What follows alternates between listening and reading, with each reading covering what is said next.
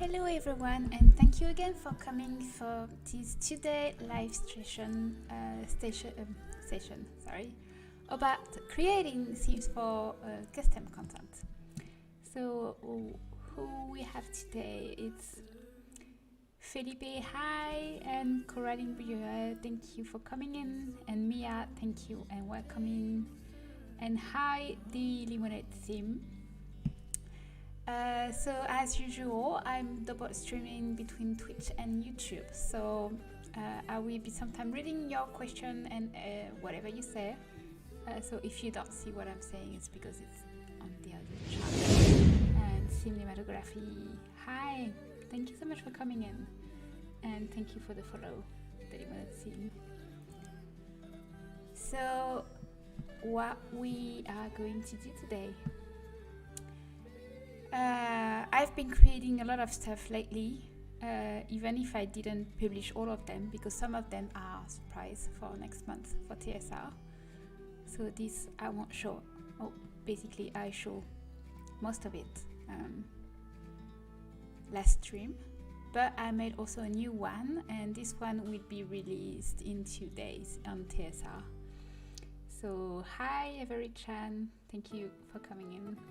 So I'm launching the game, and because I restarted my computer, it's a bit slow for now.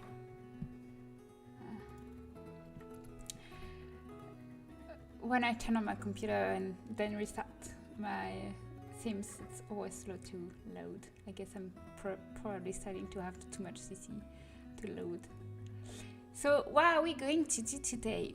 I finished a set for TSR this morning, and I also made 4 sets for Christmas, and I started a new advent calendar that will be starting on 1st of December, which is next Wednesday. And in the meantime, yeah, it's actually pretty unseen. It's not like a room. It's something that I was missing when I was doing. I rebuilt completely the in-game hospital with my set from the Hippocrate set, and I wanted more room because the one from the hospital is like only 1 floor. But when you're playing a doctor in The Sims, you have a very small amount of time to actually heal patients. So I try to remap the hospital so everything is closer, so then your Sims don't lose too much time going to each places. But also because I have lifts now and spiral stairs, I also included some lifts to have a 2nd floor and have some. Listen to you low, my phone. This is so low. Okay. Is it better, the sound? Let me know if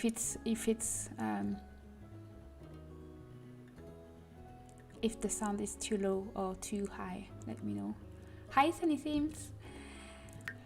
Anyway, and then I did this whole 2nd floor, but then there were some parts I have no idea what to put inside. I already put like any room that I was thinking about. I even do a maternity ward and everything. And I thought, oh, what about making it like this part of the hospital is not finished yet. It's like in construction. But then I was missing some stuff to make it look like it was in construction. So sometimes you building something and you have a big house because you want to expand later, but you don't want to decorate everything at once. So I made stuff to actually make your room seems like it's not finished yet. So this is the set that will be available on TSR on Thursday. So Corinne says, I'm so excited about your spirals there. I'm wishing someone would create them, and now I don't have to wish any longer. Thank you for amazing visit. You're very welcome. So Pee-wee, there's a outside request. I'll be back.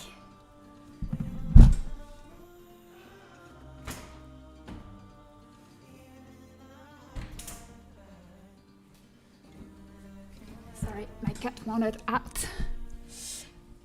Utility construction set. Yeah, like, so what you have in this set is you have this wallpaper here, which looks like a kind of old with a crippling paint.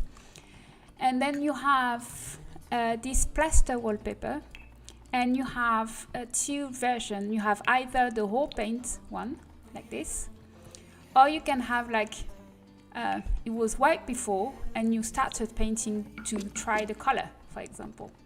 So you can't go very far, but you can create kind of something like that. So this, and then you have some plastic floor to protect the floor, and the reflection, it's like a new shader I discovered, or someone talked about it, as Arwen Kaboom, TSR artist, told me about it, and it's pretty amazing. Look at how the reflex are in game. It looks incredible. So the plastic floor, they are like rug, so you can like put them everywhere.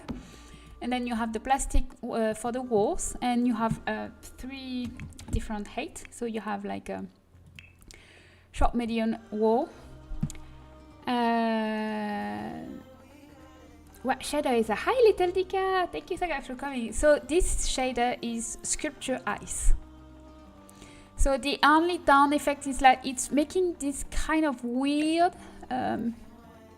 projection of any item you put on it. It has a very weird aura around it. I don't know. It's but that's fine. I think it creates a very weird aura behind it. But ahead of that, the specular is just amazing. So this is regular specular, so yellow specular. But this one is like super bright specular.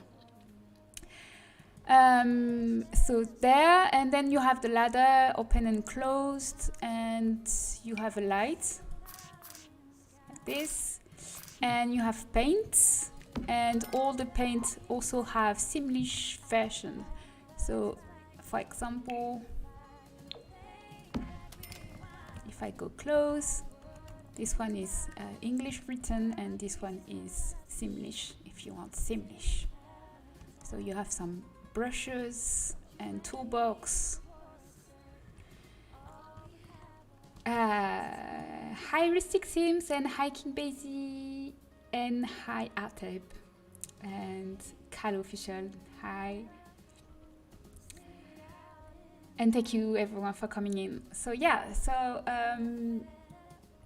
that's very nice if you have like a baby on the way and you want to simulate the fact that you're building little by little the room, and you know you just received the crib and stuff like that, and you still don't know if you are going to paint the room in blue or pink or black, because you know whatever, it's not because it's a boy that you want the room blue. Maybe you want a baby goat, maybe, but I didn't do this in black. I should have. Oh, actually you can. Yeah, there you go. Baby goat. Nah, I don't have a crib in black. Maybe on my first one. Did I do that? Oh yeah. There you go. Anyway, so how are you? I'm very good, thank you. I'm enjoying the winter, and I can't wait for Christmas. You know how sometimes the supermarket like gives you Christmas item in the middle of summer, and I'm kind of like that. Like everything is ready, and I really wanted to launch my Christmas version of my website right away, but people on my Discord say no, it's too soon. So now I'm like, okay. But I decided that I will be launching it on Sunday, this Sunday. So we will have Christmas pictures and snowflakes falling on around, and an advent calendar with a gift every day, which is amazing. But I have to start making those. Hello Sib, hope you are doing well. Hello Maria, and yes, I'm pretty good, thank you. Hope you are doing well as well. What else? What else? So I already showed you the Christmas last time, and yeah, I have also the new bedroom CC. So this is a set that I released on Monday. It's a new bedroom. So if you were here last stream, last Tuesday, you probably watched me. Oh, this is another version for my screenshot for my preview. So if you watched the stream last week, you probably saw me making the bed.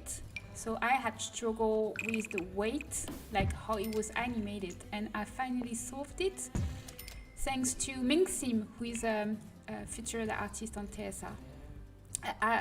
It was actually me who helped her achieve it, and then she found something that I didn't, and now I'm better at it. So let's use my new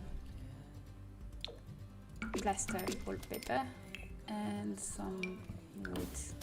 So my new set is a bedroom. I first wanted to do a single bedroom because I have none, actually, single bed for adults. But then, because I really like the bedroom, and sometimes you want a double, so I also made a double. So this is the single bed, but you can also have it in double, and they are both animated. So let's say I want you to come in here.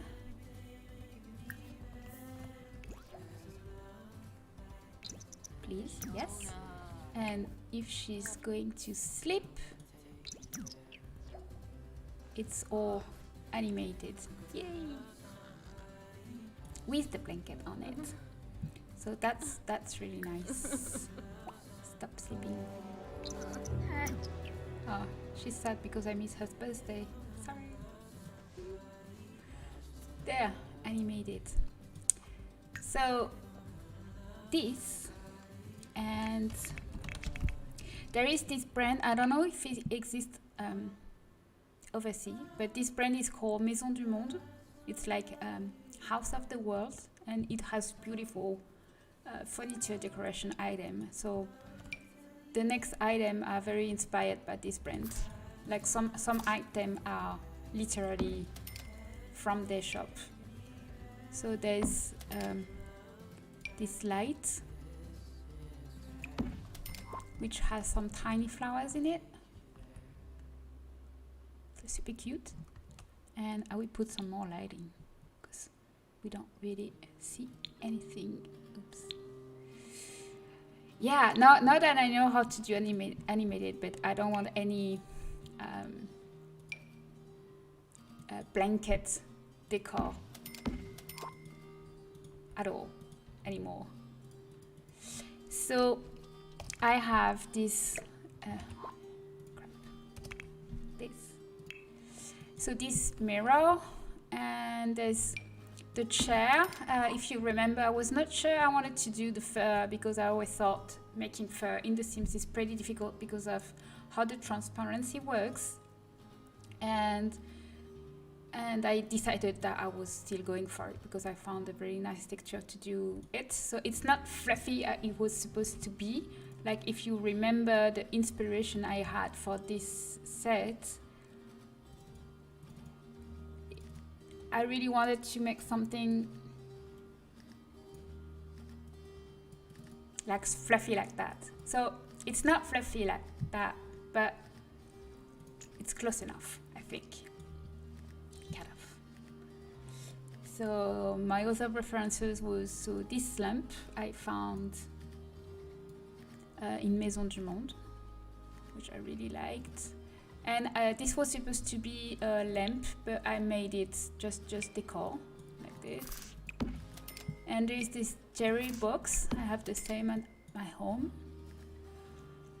And this bag, but I removed the label, so it can be used for anything. And this swing chair, and the side table, and some shoes, and the rack, the clothes rack. The clothes rack, you will have the clothes that will slot to it, but the clothes won't slot to anywhere else. It will slot only to this rack. And this rack is compatible with any other rack I made before. Like this one or this one. So if I take, it will work for all of it. Or this one. Oh, this one I didn't update. Oh, I think it's just that one. Yeah. As well as any EA dressing room, actually. It's also compatible with... have you some tutorial about creating mirrors? I don't actually. It's pretty simple to do. Any mirror are any other, is like any other item, except you have one layer for the mirror and you don't have to do anything. It's just one mesh cut will be the shape of the mirror. If you actually export a EA item, a mirror, you will see how it's done. There's nothing special about mirror, except if you want to have mirror on separate plane, then it might be different. But if you want to do a typical mirror, then it's pretty easy and straightforward. And Pee-wee wants back. Hold on.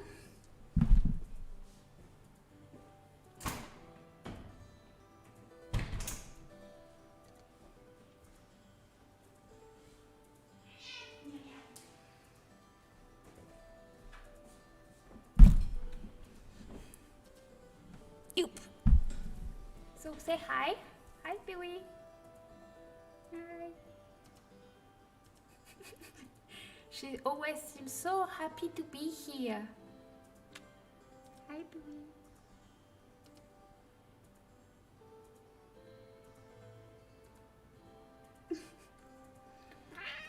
Yes. It's awful. You are very miserable.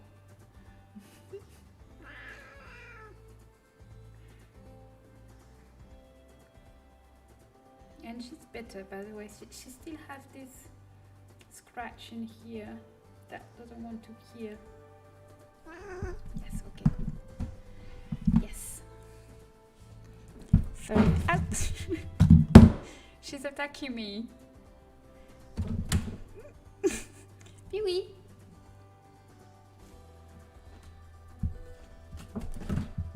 She wants to be part of the stream, but she doesn't want to be in front of camera. Anyway, so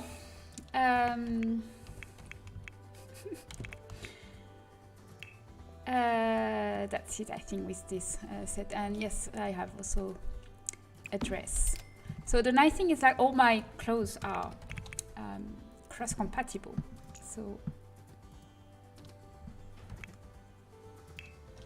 So you can use any clothes that I made before, like the jean or even this for kids. And they will all snap into it. So if you add all the clothes from any set I made, I'm starting to have quite a few. Very beautiful new set, thank you. Very talkative kitty. Man used to do that constantly. Yeah, she's very chatty. But she wants to eat again. She also wants to eat all the time. Anyway, so what's the plan for today? So I reckon it has been a long time since my last build item. And thank you, Sib. I thought it was hard because of the reflection. No, it's actually very simple. Hi, Klaus. Hope you could finish your drawing. So I don't know if you remember, we did some build item. Like something that was very difficult to do, and it's column. So I made the one with the concrete. I don't even remember. I think it's this one.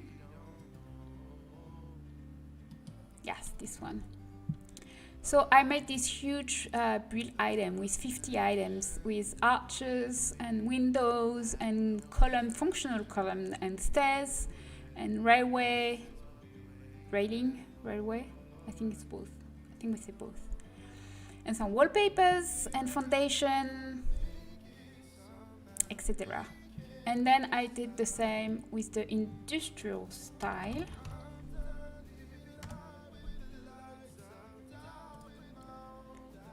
So this one was definitely not 14 items. I probably made a mistake. Yeah, 49 items.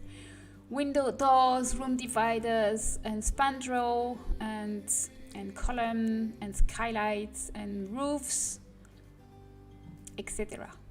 So I want to make a new one, and this one will be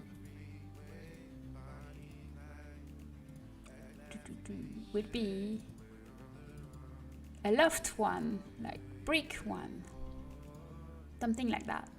So this is very country inspired, but it's because it's focused on item I want actually to know, but this is more the mood I want to achieve at the end. I want something kind of, I don't know, with brick.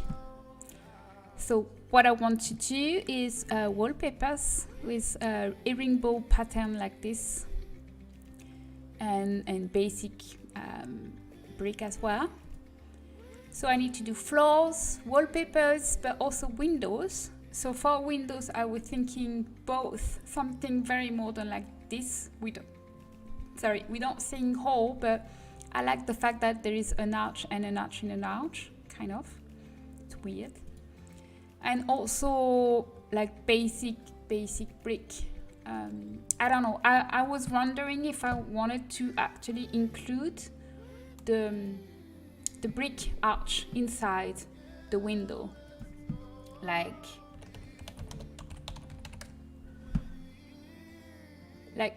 you can see here. Oh, it's white, so you don't really see it, but you can see like there is this following the arch. So I was thinking like maybe here, because if I do a wallpaper, I won't be able to add this. It's annoying how it's stacked. Okay, maybe this. So maybe some windows with brick like this to make it stand out, and also a fence. I wanted to do two fences. I wanted to do one that would be for outside a house, something like that. Maybe a shorter one, so we could actually use it as a railing. So something to create kind of like the entrance there you have in London building.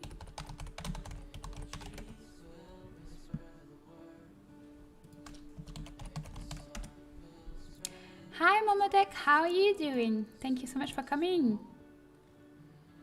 Are you feeling better?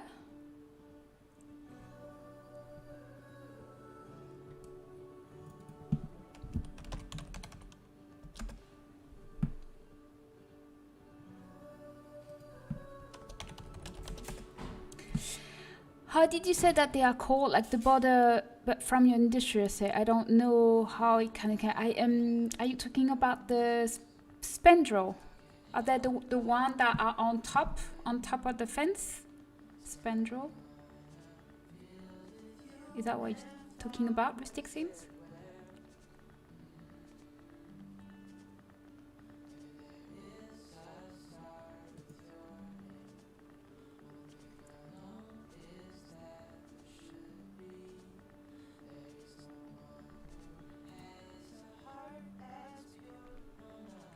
So I was actually thinking about something like that, but in brick, like kind of a small wall, but in brick.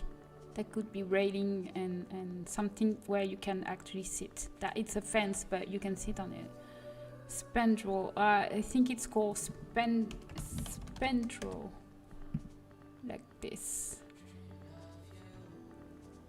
Okay, it's translating in French, but spandrel like this, yeah.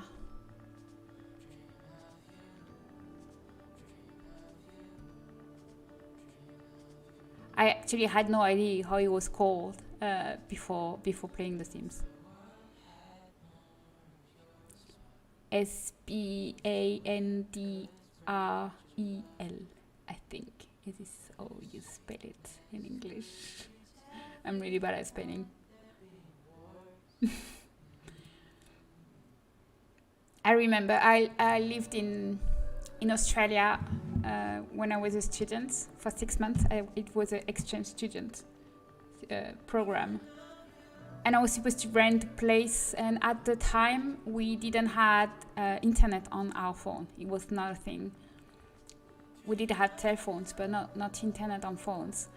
So I remember I was going to the public phone, and the closest to where I was living while waiting for a place to rent was like super close to the metro. And I was calling to get the address, and I just couldn't understand because the guy had a super strong Australian accent, and he was spelling me the street, but I had no idea.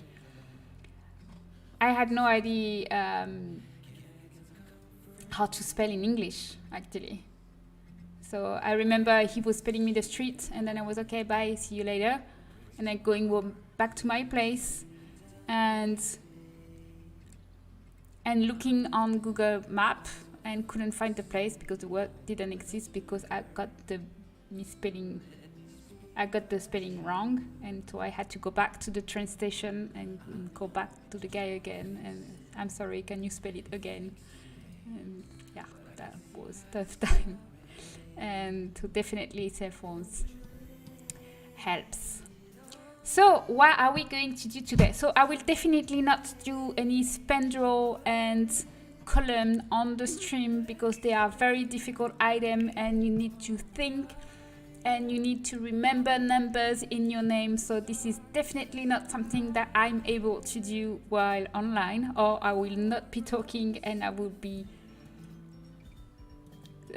swearing a lot because it's you can ask Little Dick, I don't know if he's still around, but those items are super difficult to make. I need at least 1 day, maybe 2 days to it, and so that would take forever. And you know, you have to make it possible that you can extend it, so it includes copying numbers and painting vertex several times until it works. This one is easy because this one is just a square, but for example this one was much difficult because it have to expand, and each part of this is a different mesh, so it was very difficult to make. Or maybe weeks. It's I don't know, sometimes it's like, sometimes you do something, you very focused, and first try it works, and sometimes it doesn't. So column and spandrel are pain in the ass item to make. So I will make one and that's it,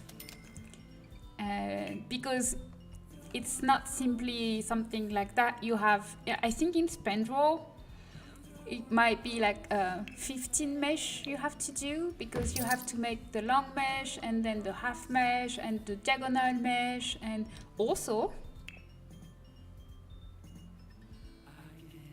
the round mesh.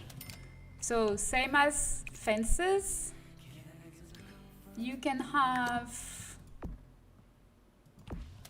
round spandrel, so you also need to mesh them.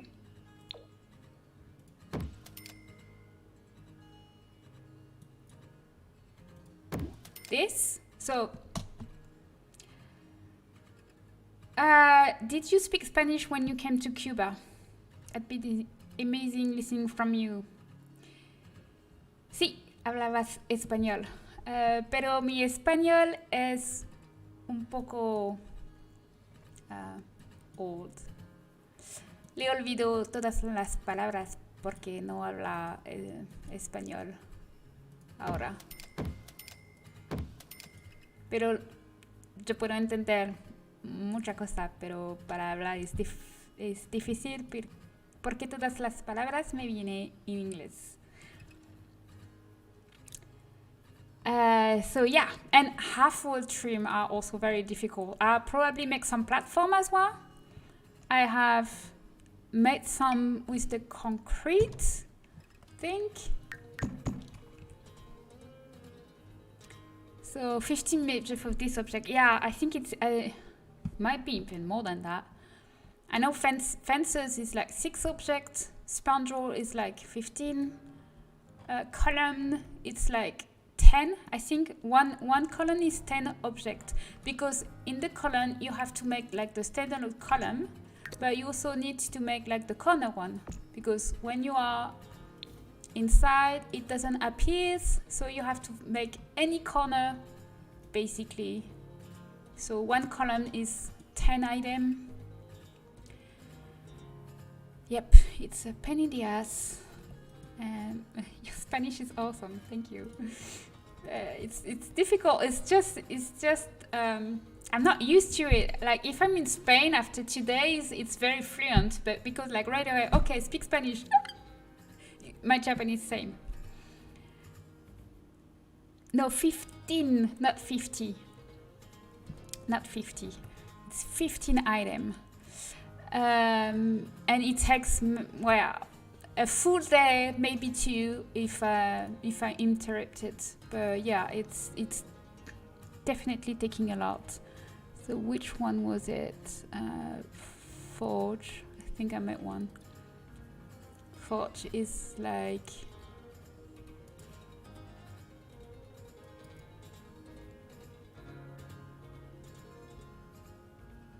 yep, 19 model, I think. Yeah, wow. 19 model. It's crazy. It's kind of crazy. And then you wonder why no one ever made them before, except me or Little Dika, because we both are crazy probably.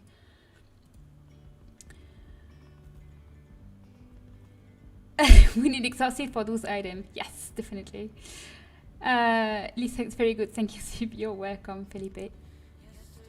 So yeah, platforms are also annoying, but platforms, you don't have to make 15 model, but the copy pasting of instance number is kind of pain in the ass, especially when you do everything it's supposed to do, and then it just doesn't work. Sometimes it happens. So I actually made those one, but I think those one are overriding because it was my first platform ever and I didn't know how to do make standalone, so I won't use them. But I want to make brick one, something that will be like every brick will be cross-compatible and close to it. So I think I already made some brick one in my designer set, but kind of so I want to make clean brick, like something more like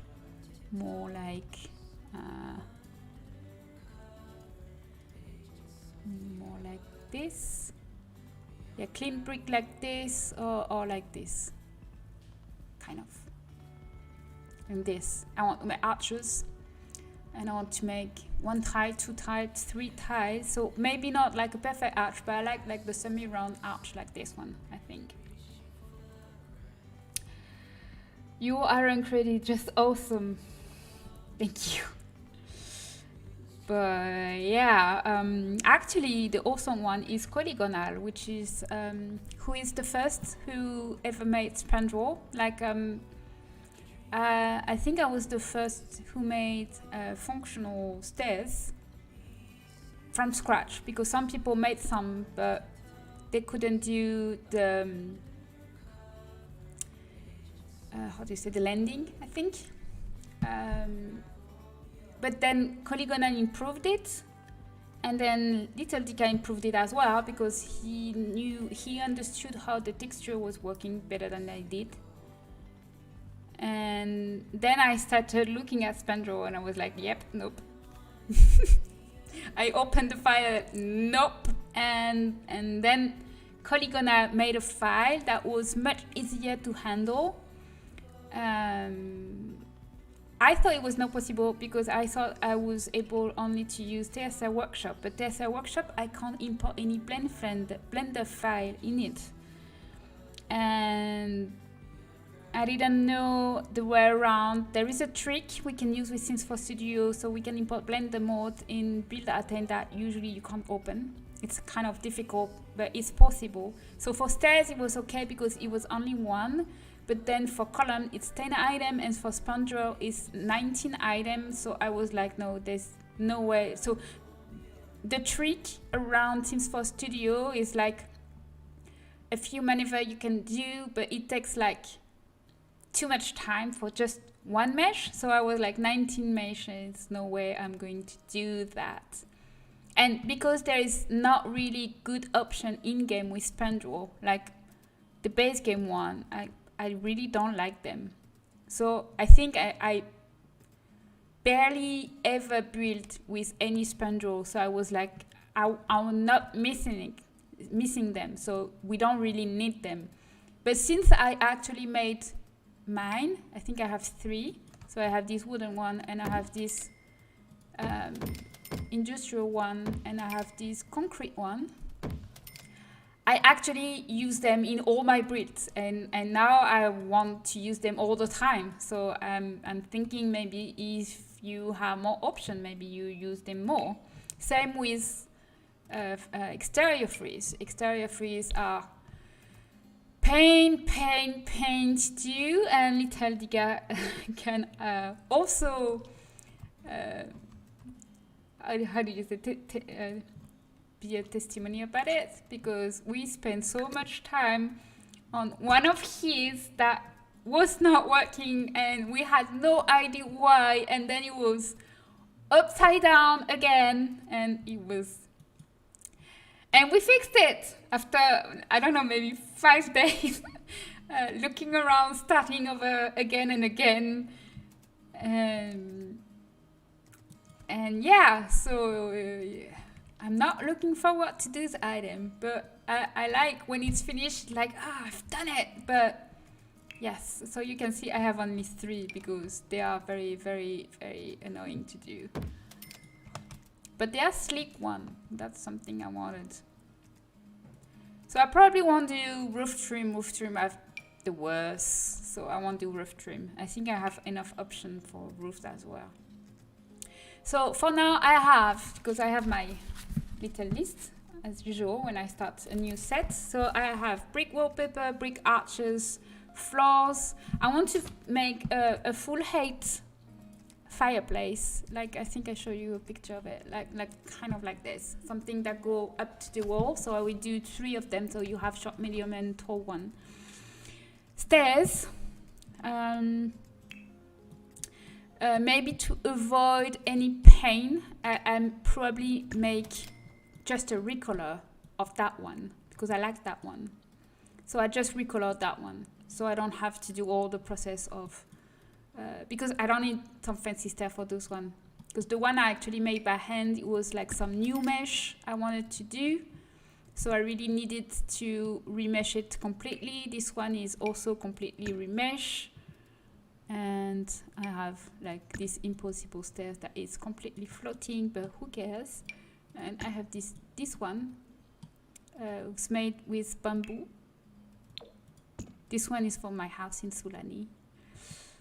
And I have this one, but for my brick one, I don't need to be any like original mesh. I think something kind of like the Game Boy, but with a better texture is fine. I think.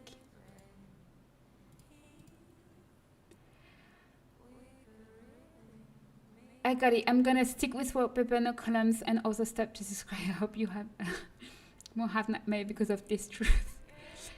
You can still go for it, and Colligona made a very clear tutorial about it. It's just very long to do, but it's doable, and it's not completely impossible. You just have to be patient and focus. Like, I remember Little Dika was, we were chatting, and he was like, oh, I'm waiting for the bus, I will start my item. I was like, nope, you really want to be at home. with peaceful environments and all your focus on your item. You really don't want to start in the street while waiting for your bus. Like, trust me.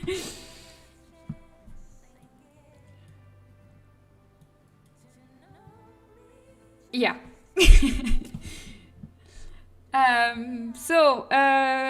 Stairs and column and a frieze, exterior trim. I haven't found any references for my exterior trim, but I want basically some very simple. Where is my Pinterest?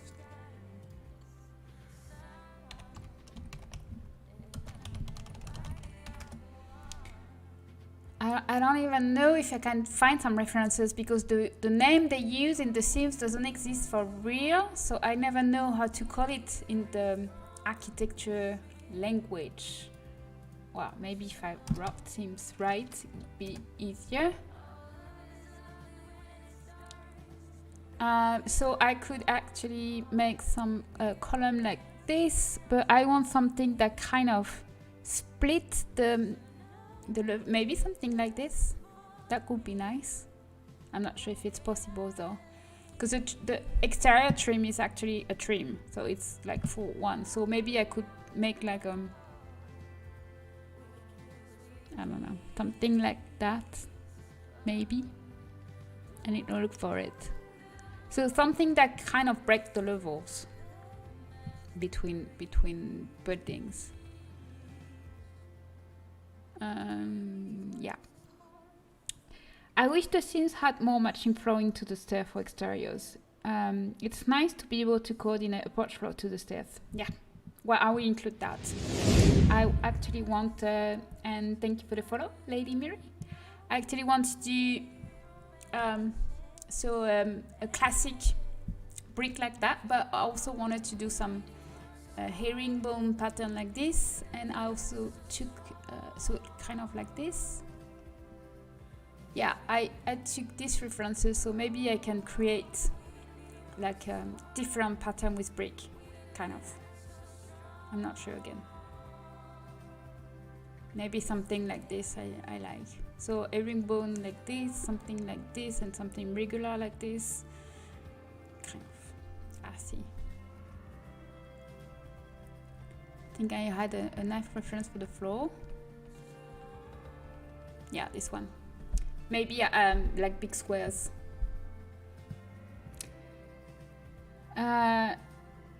Matching stairs to floor, matching stairs to rail to fences. Yes, this is what I want to do as well. Like I usually when I do a small fence, it doesn't make sense if it's a big fence, but usually when I make small fence, I always include the railing that goes with it. But because you want the truth today, railing are a pain to do as well. Like fences are quite easy because it's square, and the railing it's 8 meshes, and they have to be seamless because they have to match exactly. Especially this one is easy because I have a pole, a pillar, I don't know, like a central part. But the more difficult are the ones that don't have it, like this one. This one goes straight to the end. So when you do the mesh, you have to be sure that this part match this part, and it's completely seamless in the texture. And I don't know, if I'm pretty sure if I scroll very close, I can find where the limit is. Probably around here. But I think I made an impeccable work because I can't find it. So this one is probably I spent so much time on this one specifically.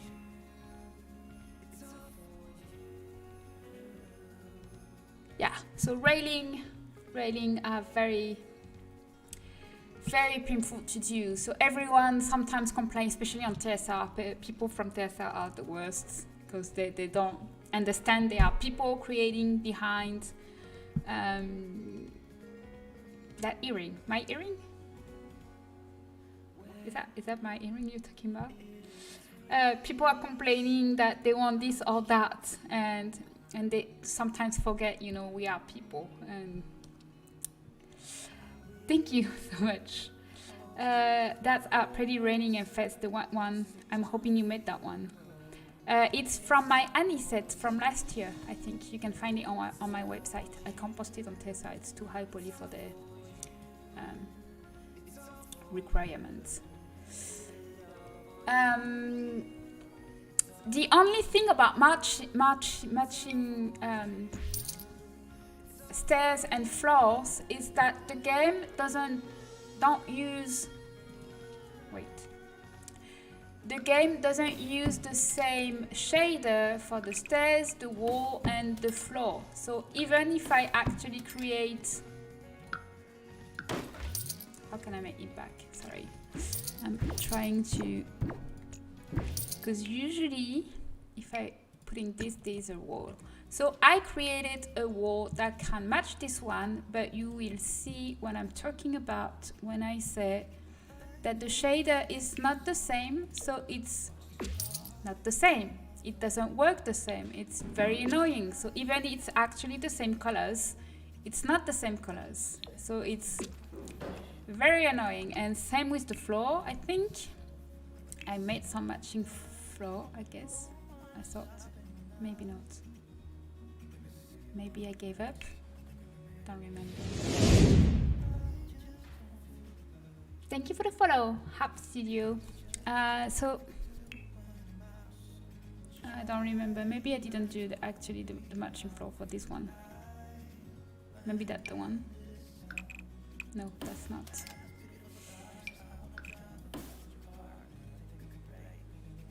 Well, maybe not the matching floor, but anyway, it's very annoying that even if you actually made the same, because it doesn't have the same shader, I will never be able to actually make the exact same thing.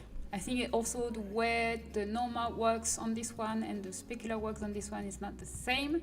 So I also want to do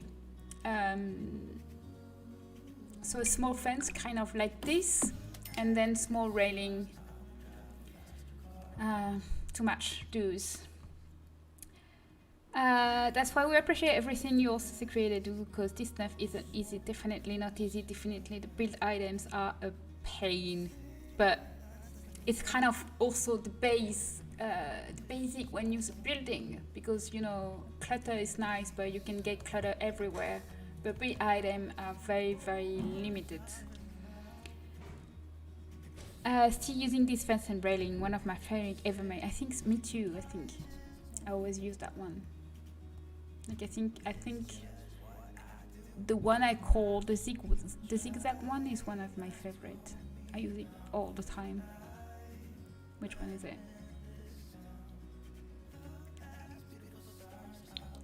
Let me hide Maxis. Yeah, this one. This one is my favorite. Small and sleek. And this one as well. I use it all the time.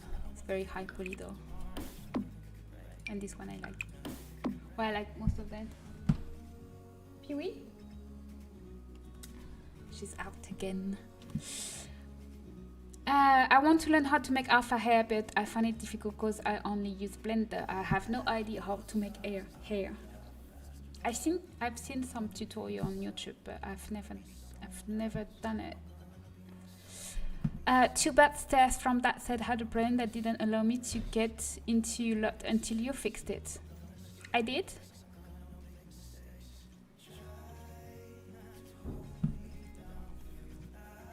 I hope so. Anyway, so let's get to it. Because I'm speaking, but we haven't done any CC yet. Wait, there's someone yelling at me.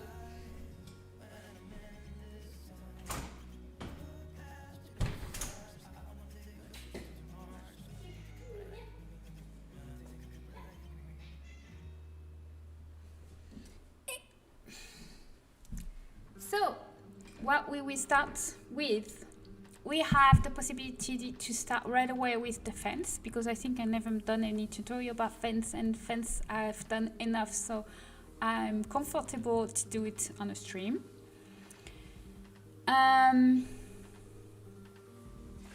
We could do, sorry, it's crazy our time. I don't know if you guys have any pets, but Pee-wee, when it's like kind of late evening, she start running everywhere like crazy, like something's happening. I don't know. Pee-wee. Okay, it's crazy quarter. So we can do either the fence or we can do some arches.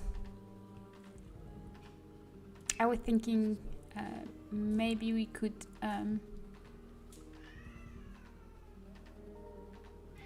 use this one. I don't know.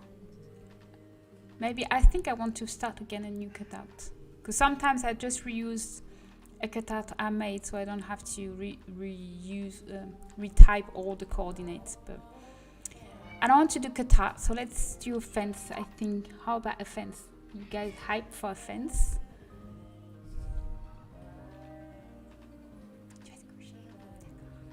So while you decide, the Zoom is my dog is it's too. Okay, it's Zoom is time. I'll be back in 2 minutes. It's good night time for my boyfriend. I'm going to kiss him good night. I'll be back. There.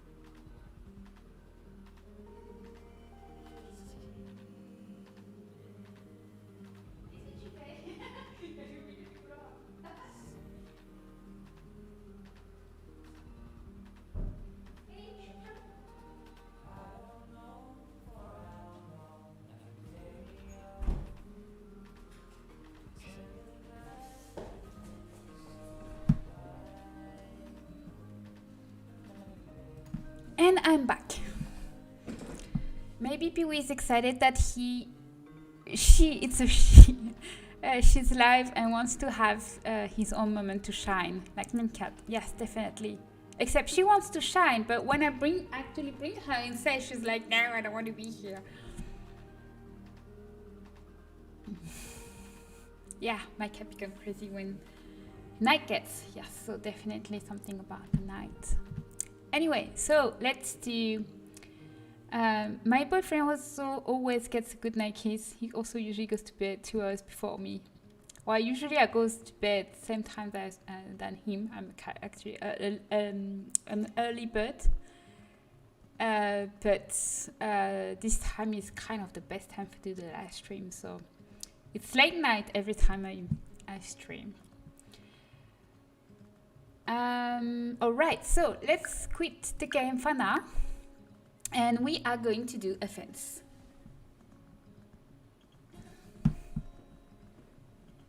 I'm just checking she's not destroying anything in my home, especially my new sofa. So to start a fence, so I'm going for something very traditional like that. So because fence can become very high poly very quickly, I will avoid putting too much details on the iron part, especially since the one I made before is kind of high poly. I want to avoid that. So I will explain along the way why. So to make fence, it's easier to actually start with a TSR workshop, because it's the only software that actually can export a mesh, like a package from for fences. So I will create a new object, choose build item.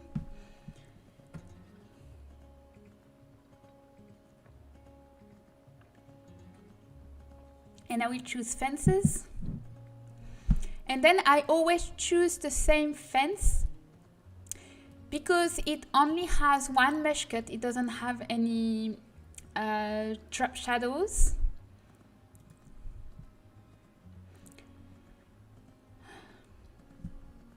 Oh yes, please do.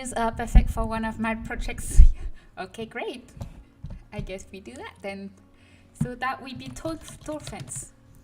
It's just, it won't be that tall, but it's still a tall fence. I think I make the difference between tall fence, which are usually outside fence, and small fence that usually has, you know, that kind of could be a sort of railing, or I don't know.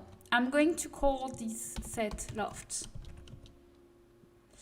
and that will be tall fence. And the description is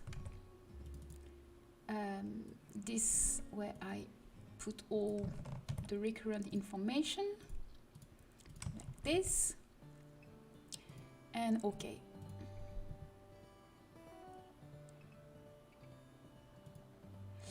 Then I have a file that I always use that I made a long time ago for fences. So let me open my last fence so I can get it back. Probably that one. Fence. No, I'm not sure I made a fence in my folder. Probably in the Imperial one. Fence. So I have this Blender file that I will copy, and I will create my new file, fence. And basically this file has all the length for my fence. So inside a fence we have 15 model. But I'm super lazy, so I'm considering that 4, 5, and 6 are the same than 7, 8, 9, and 10, 11, and 12, and 13, 14, 15. Actually, the difference is how the column is applied here. But because this model doesn't have any column, you don't see the difference. But if it had any, I have no idea how to call that. Let me check my notes. They took some notes. The post. The name is the post. So depending on the model you're doing on your fence, you have either a post like every tile, or you can decide that you will have one post every 2 tiles, or you can decide that you will never have a pole at all. And actually, I made a tutorial about fences where I explain that. So if you go on my website and you go on the bottom, I have a tutorial page, and I have a written tutorial about fences. And I'm explaining everything that we are going to do today. And I'm explaining how the position of the posts matters. So you can see that here, the post, we have every tile. On this one, I show you with the railing as well. It's like you don't have posts. The post will be only at the beginning and ending. And this one is every 2 tiles. So you can actually create a pattern. So basically, this will change where the post is. But what I do is like I use the same model for all of them because I'm super lazy and it don't really make a difference. Hello, thanks for class. Bonne chance sur votre bébé. Thank you very much. Death. Dart. Dear to the art. So, first model is the regular 1 tile. Second model is the diagonal.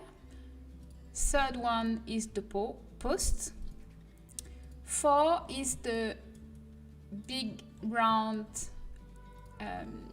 fence. I think it's like 3 by 3 or 4 by 4. 5 is smaller one, and 6 is very small. So what I did is I have this file where basically the one tile is one tile. I always use the second one, so I have the distance for the 2 tiles, and it's something around 144. Third one is the posts. And then for the 4, 5, 6, I made some, how do you call it? Some curve, Bezier curve. So once you have done the one tile part, you can actually use the modifier array and use the curve to create the curve, and it goes faster. So once you've done it this once, you don't have to do it ever again. What program is that you are using? So this is Blender, obviously, and this is TSR Workshop. So this is the tool that has been developed by the sim resource. You can download it something around, I don't know where exactly the website is. They're actually redoing completely the website, and the new version will be like amazing, but for now we are in the middle of it, so now it's just messy and you just can't find anything. But when it be finished, the new version, I think it would be awesome, especially for us artists, because right now uploading items are kind of pain in the ass, and the new version will be much easier and much better. So yeah, it's here. It's in Artist Get TSR Workshop, and you can download this. So this is kind of the same as Sims 4 Studio. You can create CC with it. You can export, import any CC with it. It's depending on you. There are some things that are nice. There are some things that are awful. I prefer Sims 4 Studio, but I really honestly admit that there are some really nice things about TSR Workshop, and I think they hire someone to redo it from scratch. So I'm also really looking forward to see what they will do with that, because the problem with Sims 4 Studio is that the developer don't intend to continue it, so they kind of maintaining updated for all updates from the Sims, but they don't intend to improve it at all anymore. And they don't intend as well to make anything for the Sims 5 if this game ever release. So I'm hoping the guide for TSR will be better. Anyway, so let's look at our fence. So basically, this will be the post, this column, and this will be the tile with the iron. And once we have this tile and iron, we will have to make all the variations, but it's kind of easy to do. And then because I'm using TSR and I can't export in Blender because their plugin never worked, even if they actually promised me that they will fix it soon, so I'm hoping they will fix it soon. For now, we will have to actually use a bridge, meaning we will have to export in OBJ and convert it with Milkshape, which is a paid software. A very shitty software, but the only one that actually can convert to the format from TSR Workshop. So let's start. So I'm going to hide everything for now. And you don't see it, but I'm going to put this on my second screen so I can have, I can have a look at it.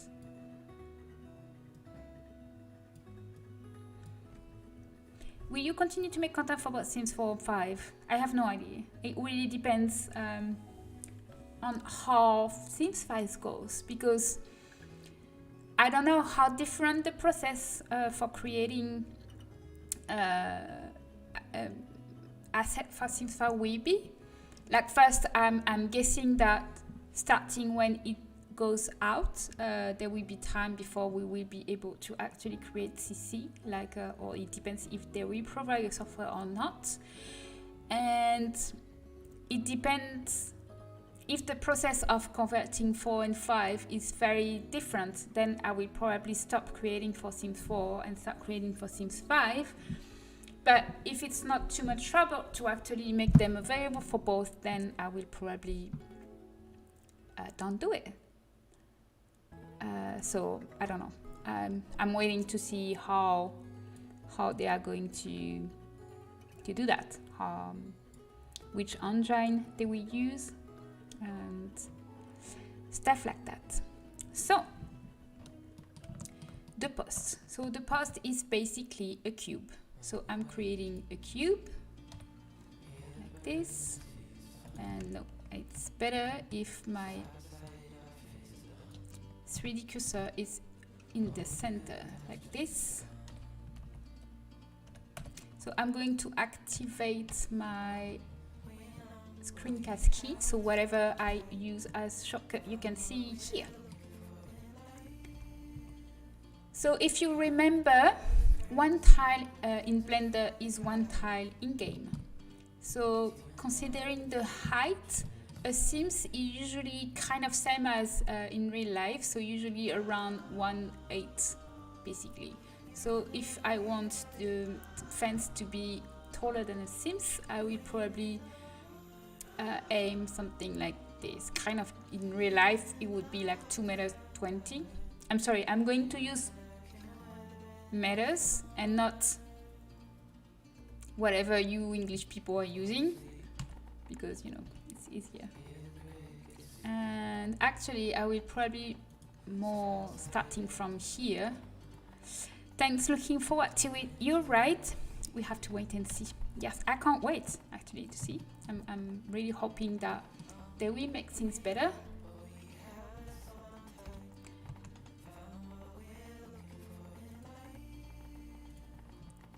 I hope that they probably will keep their cartoony style, but I really hope that the engine will be better than what we have now.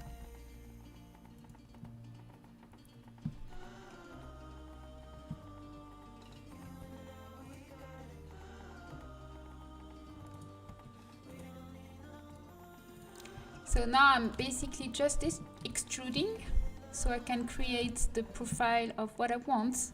And I'm looking at my reference on my left screen, but I'm basically exactly redoing my reference.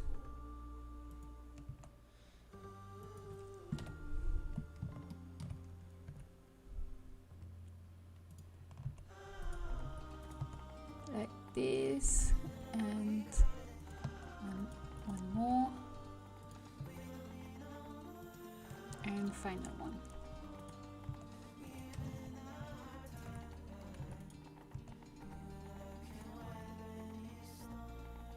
There. So now it's too short, so I might have to make it bigger because I want it to be bigger.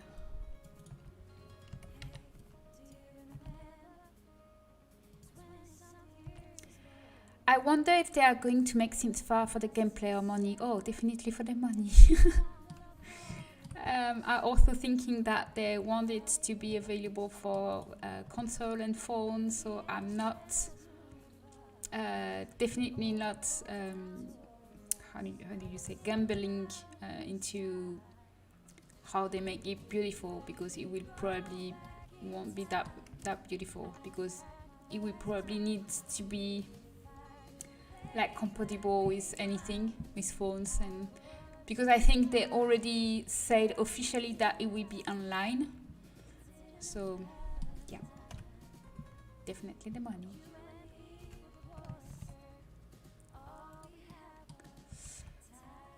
So here we go, and because it's the post and it's not repetitive, and I just can't help myself, and I will add a bevel, because I always add a small bevel. I like it. It seems so nice. Yep, like this. And you know, it's not that much polygon, so that's fine. So I'm going to unwrap this right away, like this, and this, and control click, so I can reach the bottom in one click maximum. So here I have to think about how I will apply my texture, because we will have a horizontal texture. So it's very important that my UV is very flat.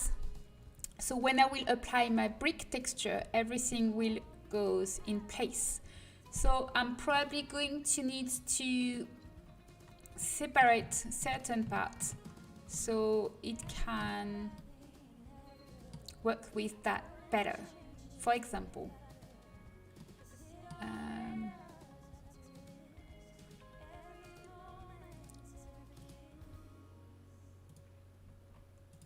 let's see with my plugin,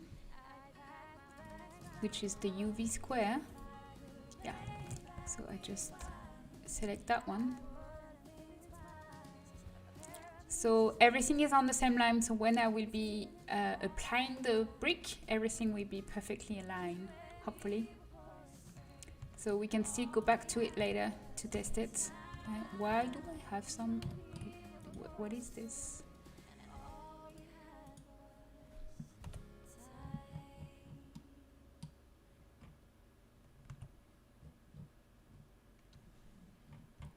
I have some lost faces in my UV map, so I'm trying to see what is it.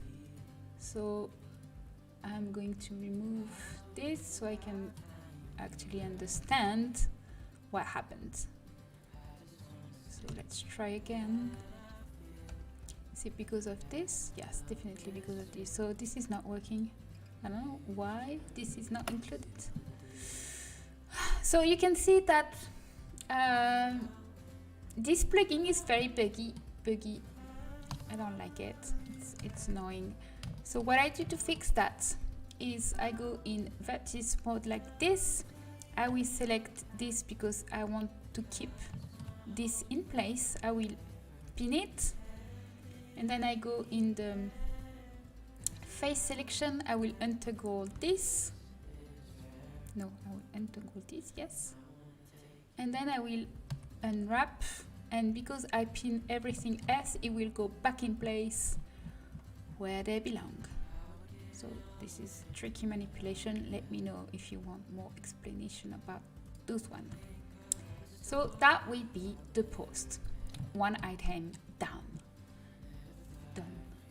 So because I don't need the original one, I can delete it, and this one will become the third one, which is the post. Sorry, my wrist is a bit stiff today. Then, so now we are going to do the middle part. So we have to do it one tile, but we will be able to say the game later that we want the post to be every 2 or maybe even 3 tiles, so it doesn't look too close to each other, especially since our post is kind of big. So I'm going to keep that one to have the width reference. And actually I'm going to reuse it exactly how it is, because why not? And I'm going to keep the post as well, because I want to know where it is, the proportions. So we can see that we have the top of the wall actually just below this slope. So I'm going to put that down to where it's supposed to be, here.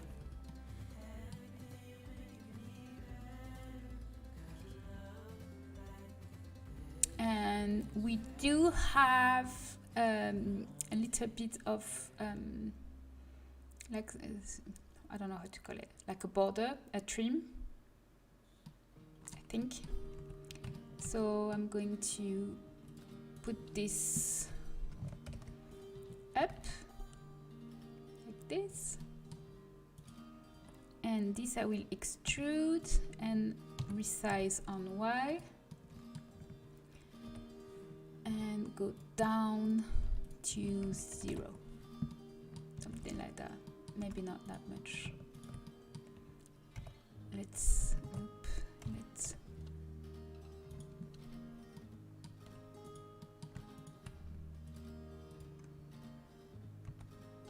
what did I do? Did I create something? Nope.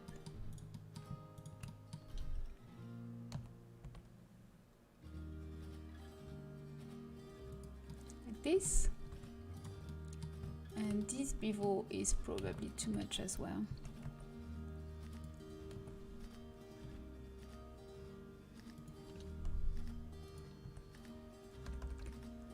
So I want everything to be sharp, and I don't need this as well because there will always be a post in here, so we don't need any side of it.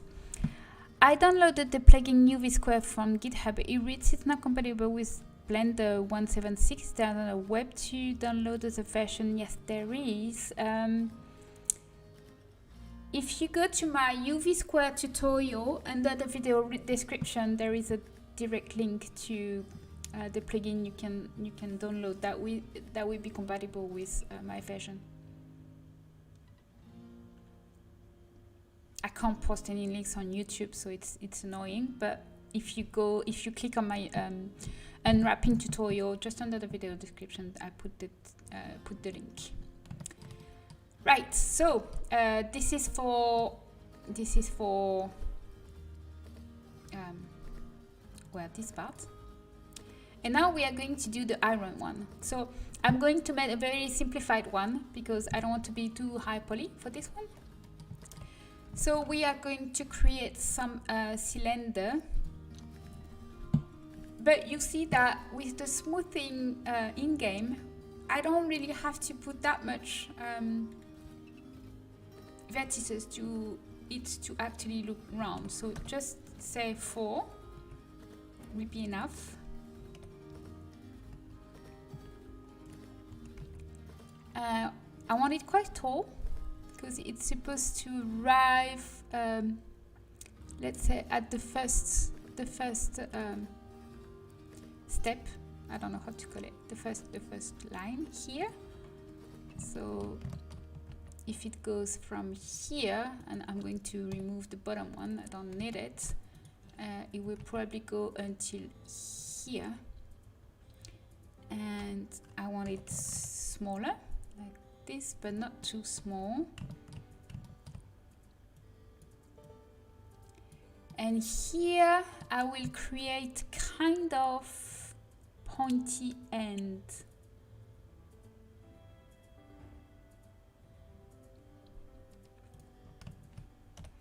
So I will create something like this, and another one.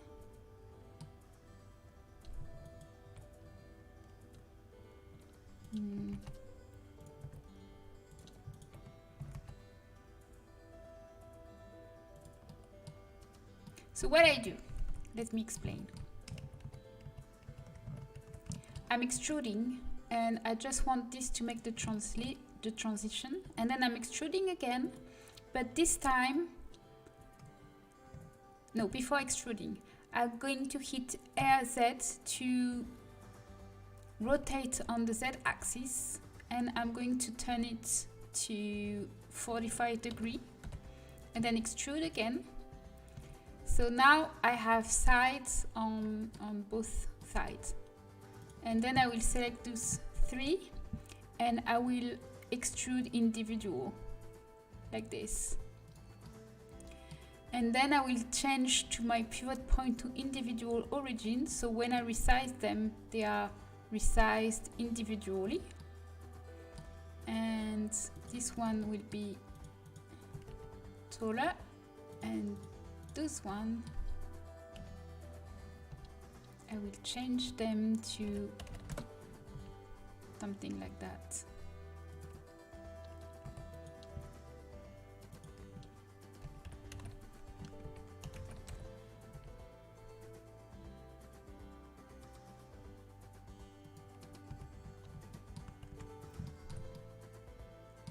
There. So to unwrap it, I'm going to hit Alt right click, so it goes from bottom to top, and then I'm going to just unwrap the profile of this one.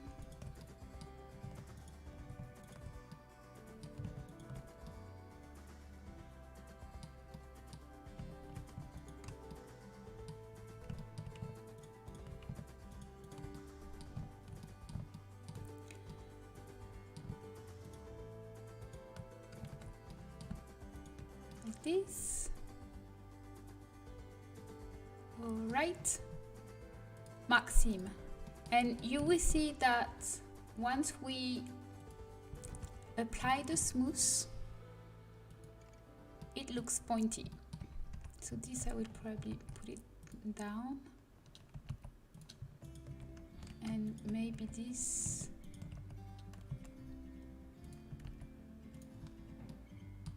I will create something like that. I can even sharp this.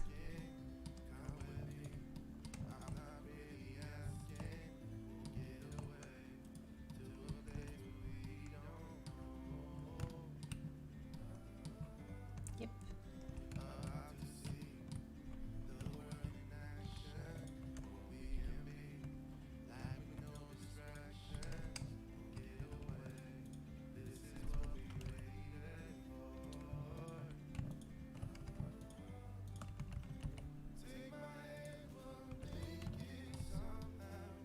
Okay, so that will be one.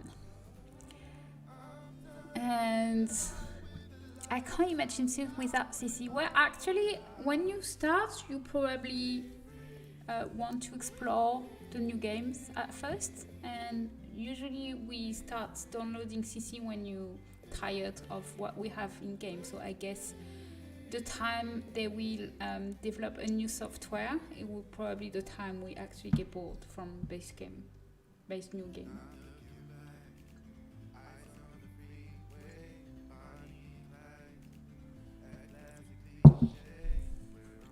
I think.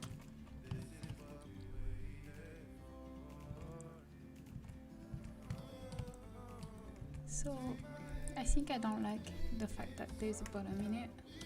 It doesn't touch the floor, so I'm just going to put this on the floor. Right, so we have one. So now we need to make more, but before making more, let's check. We have those line. And I'm not sure I will be able to add all those thingy, but, and same, I won't add this because this is supposed to be tileable, so I won't add those. But let's at least add the horizontal one. We are going to aim a low poly fence, so I don't want to go over 2000 here, but for now we are 70, so I have plenty of possibility. Another thing we need to think about is that right now I have this, I have the posts, but we have to imagine that the post will only be every 2 tile, and that will be tileable, that will be repeated on each tile. So I actually need this to start at the very beginning, and it has to have the same space here than at the end. So when we will tile them up, it will be seamless. It's probably the most difficult part of it. So what I usually do is I'm putting this in the middle, kind of like is like if I wanted it to be in the middle of it.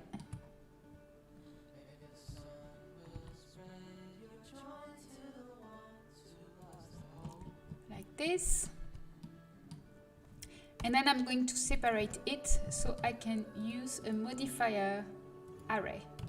An array will duplicate as many as I want.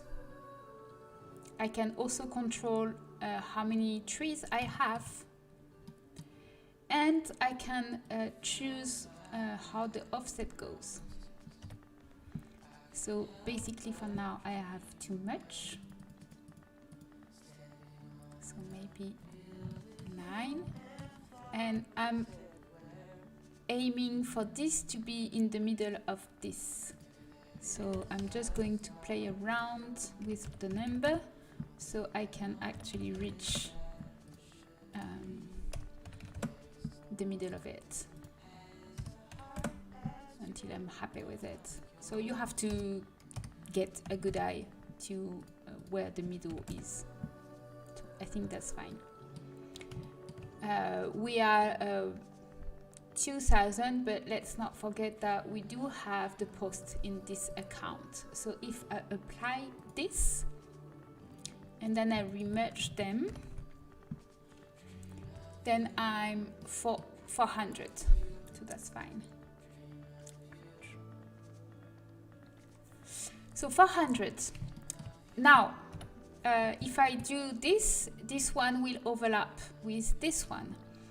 So I'm probably going to delete that one. And I also don't want this to appear as well, so I will move it to the right.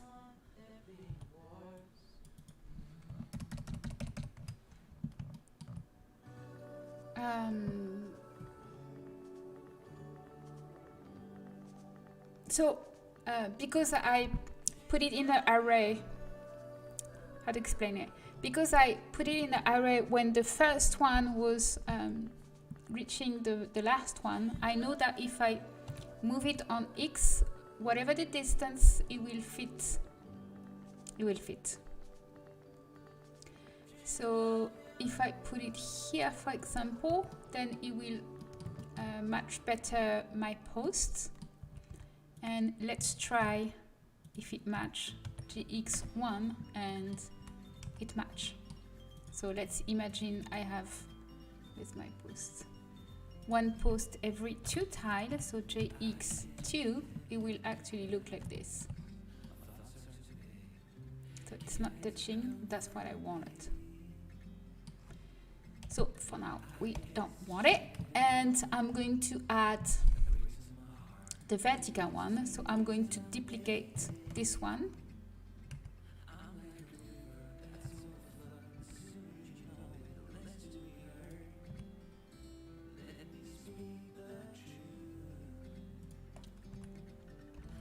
And recalculate so it's the right normal sense. Where do you see the polygon? Here. I don't know if you're able to see because it's very small, but on top of my window you have vertices, edges and faces, and polygon is actually trees. So one face is one polygon, and you have to imagine that one polygon is actually 2 trees. So it's the trees that counts. So I have one vertical. I probably made 4. So if I take my reference, there is 2 in the bottom and 2 on the upper part. So I'm going to make one here, maybe a bit thinner than that. It's like this, and on top again, and then this one I'm going to duplicate on top again, something around here, I think. Oh. Actually, this is I don't want to touch it because I already unwrap it, so I don't want to move it. So I'm going to let it way. All right, so we have 400 in here, 400 in here. It's nice, it's good, it's very good. We could actually add some more details, but I think it's nice that way. So we are going to unwrap. I want to save some space, so I'm going to remove the bottom. So I think I already unmarked everything, so let's try it. Yay. I just have this is not nice. Because I want something to be very, very square. Because of our brick pattern, we have everything to be very much aligned. So the pattern will apply smoothly. So if you don't know which part is which part when you unwrap, you can just click in here. And when I click this, I can see where it comes from. And it comes from a part that I forgot to remove, and it's that part. So I'm just removing it because I don't need it, and now it's better. So I don't need that much margin. This will be fine.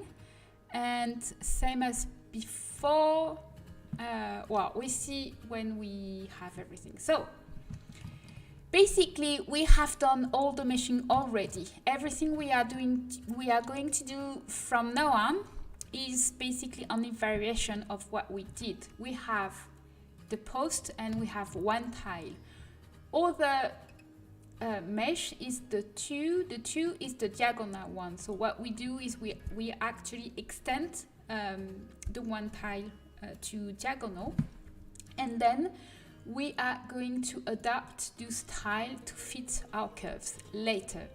But before starting it, because we want to save as much space on our UV space as possible, what we will do is we are going to unwrap these two in one UV map, and then we are going to do the texture right away. So if anything goes wrong with the texture, we don't have to do anything again. Because if I'm starting to do the diagonal and then all the curves, and then I do the texture and something is wrong, I will have to do it all over again. So let's make the UV map now. And to make the texture and to don't have any problem with ambient occlusion, I will actually move the post so nothing touches, because I want everything to be tileable, so everything has to be separate. So for now, just to create the UV map and to export my my model for the texture, I'm going to merge them, but I will unmerge them later. Hi, Two of the Sea, thank you for the follow. Thank you for being here and welcome in. So I already unwrapped everything, meaning everything is already unwrapped. Now I just need to organize everything on my map. So I'm going to,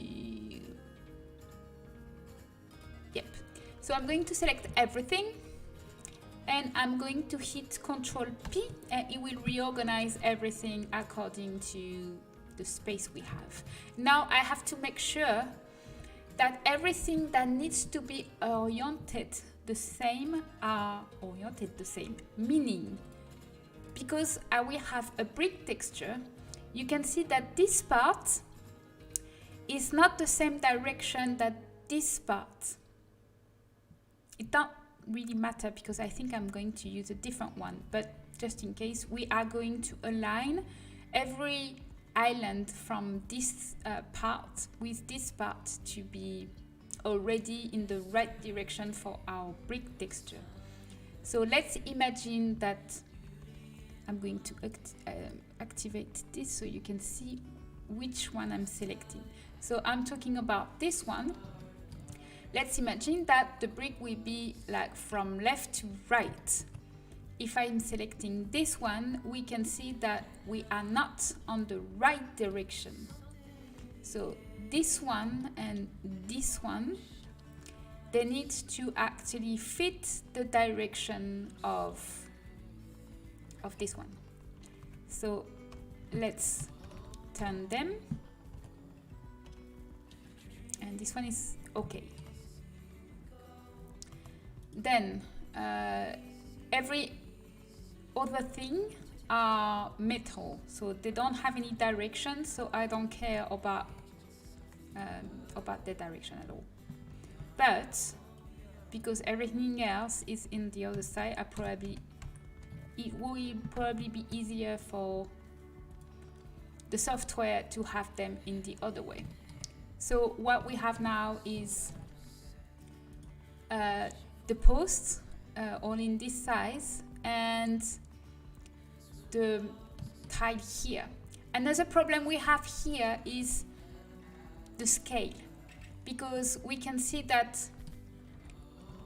this is probably a bit small compared to what important is, and this is very big. Well, we don't need that much detail on it, so I'm probably going to reduce the top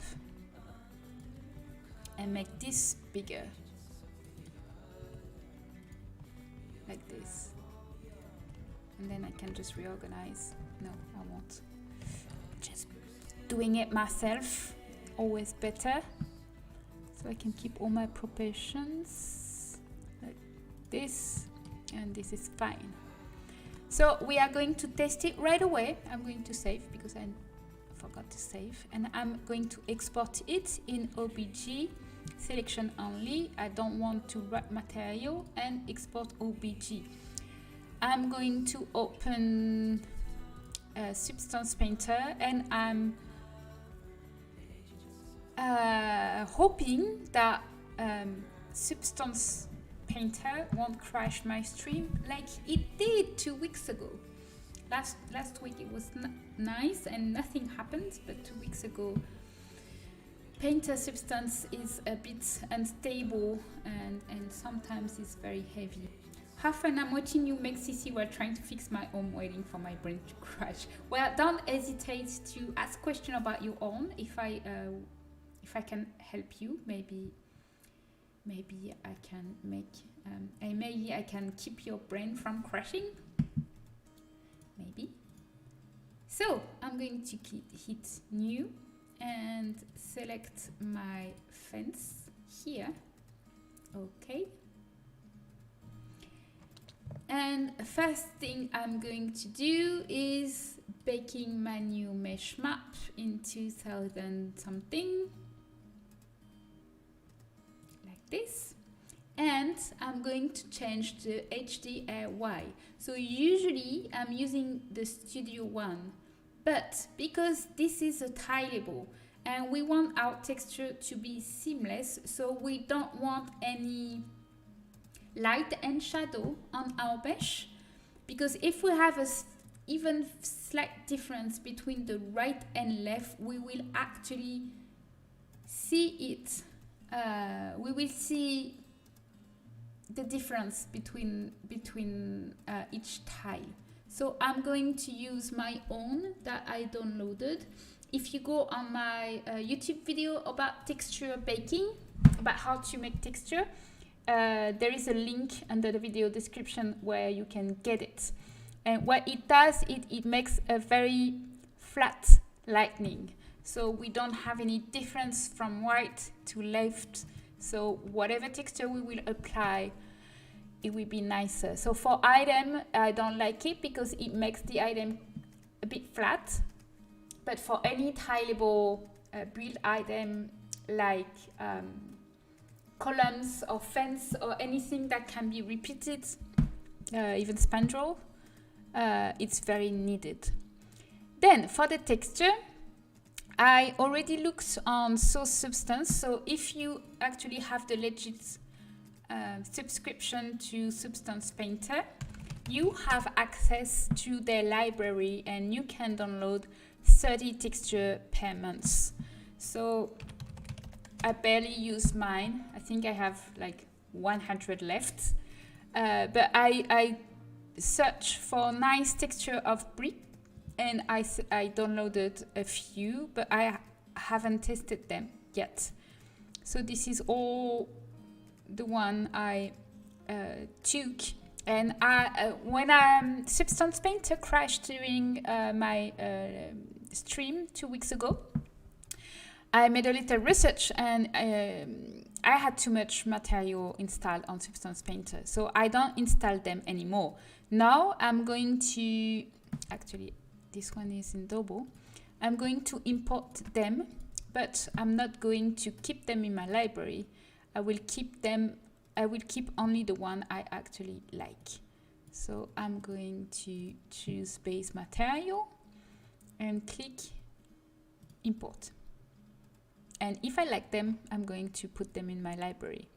So basically this one will be for the flooring, I think. So we have this one, but I think I already don't like it because it's probably too uneven. I want something more even.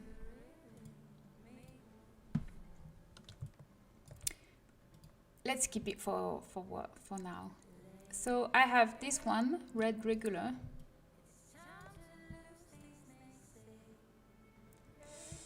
I'm going to use the triplanar, and I also need to see which setting I can actually change. So this one I can change the brick color and the color concrete, which is nice. I can remove the age if I want more or less dirt, which is not as well. I can change how much I want on X and Y, which is not as well. So this one is very promising, and this one is also very nice, but I can't change the pattern. So you out. Sorry. Eliminated. And you probably same. Yeah. So this is usually the case when those are scan texture. It's too bad because it's actually looking very nice, I think.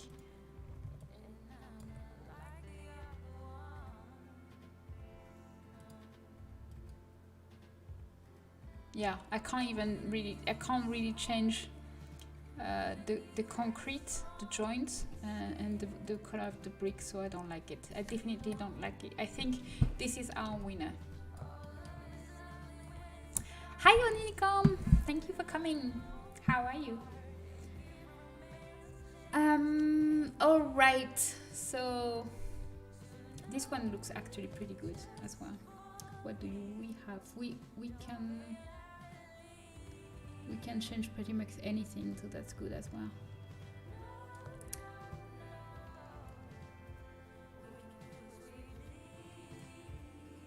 I agree, the warmer red looks better.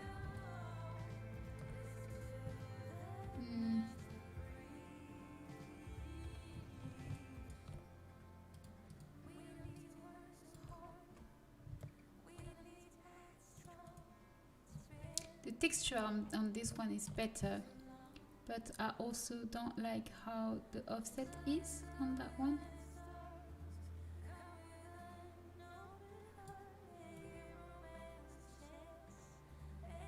Ooh, that's good.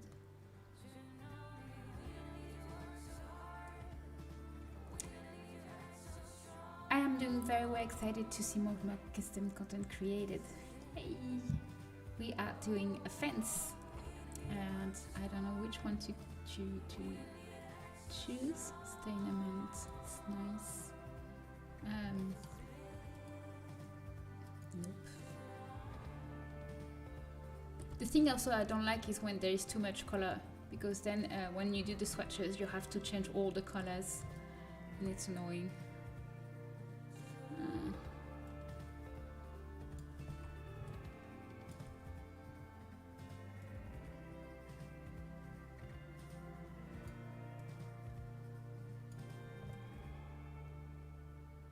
But it does look nice. But I don't like how it's too uneven, the line, so then it doesn't really match, like up and down. I can't really change how.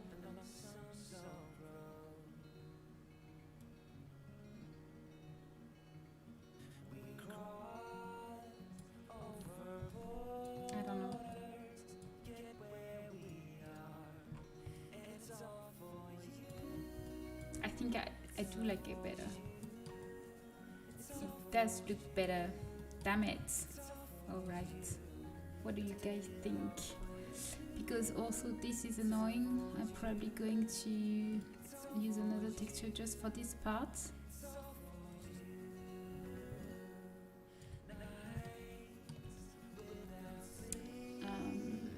Let's use some concrete simple for the top. Your usual texture is wonderful. I really appreciate realistic looking item like this. Thank you.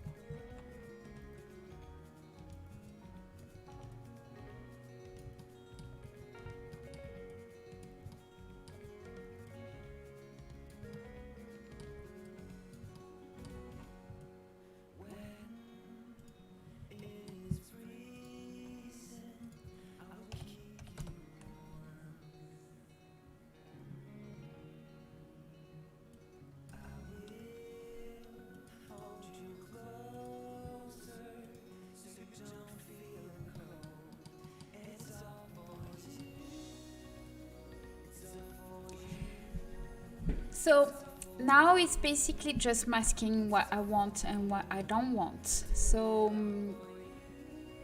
I used a concrete texture on top of this, like my references. But I'm also going to need to put something else here and here. So let's try and remove anything that I want something different. So basically I will turn this one down and I just re-add what I want to keep, which is this and this, all right. And I want this part out.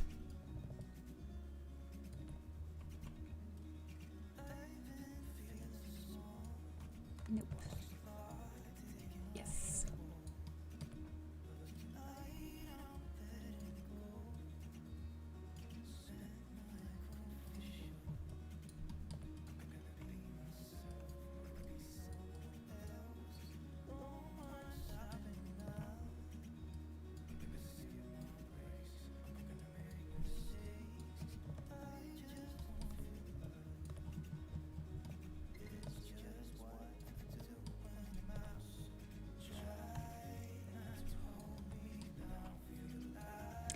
And I also want all the metal out,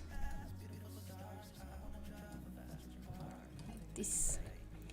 So let's work on the metal before returning to this. I'm going to save as well, because as I said, Substance Painter can be very unstable and I don't want it to crash, because not like any other program, it doesn't autosave. So just in case, I'm going to call it fix. Yeah. So what do I have at metal? I think I have some pretty smart material with metal, like that one maybe.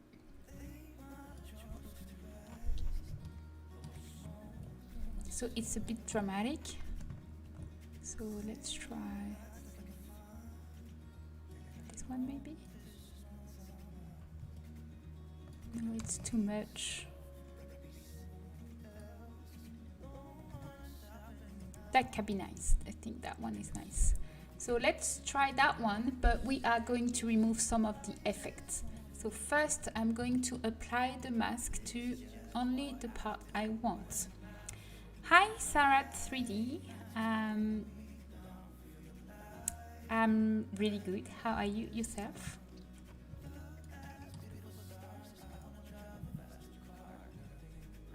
So what I do when I use a smart material like this is I'm completely starting from the beginning and I'm adjusting it like I want. So the base metal is gray, I want something black, so I want it darker like this. And then they added some stain on it, so it does look nice. So I'm going to leave it because it actually puts some nice reflection on it. And then they added some dirt, but this is too dark because in game when objects are too dark it doesn't look that good. So what I'm going to do is I'm going to, because it's in multiply, I'm just going to lower the gray, and I will also lower the opacity of the calc. One thing I'm noticing is that there is a repetitive pattern because it's probably using a mask based on a scale, and the scale is probably too repetitive. So I'm going to look which one is too repetitive, and it's probably that one. 20 is too much, so 6. No, it's not that one. Okay, let's start again. It's not the grunge. 2 is not much. Curvature. Nope. Nope. Gradient. Nope. White space normal.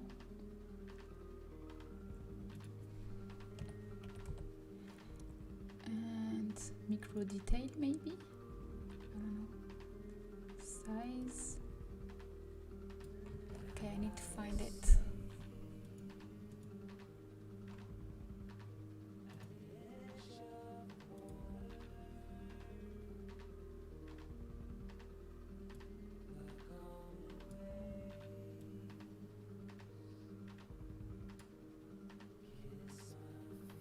Yeah, better. It was just that one. So the scale of the grunge.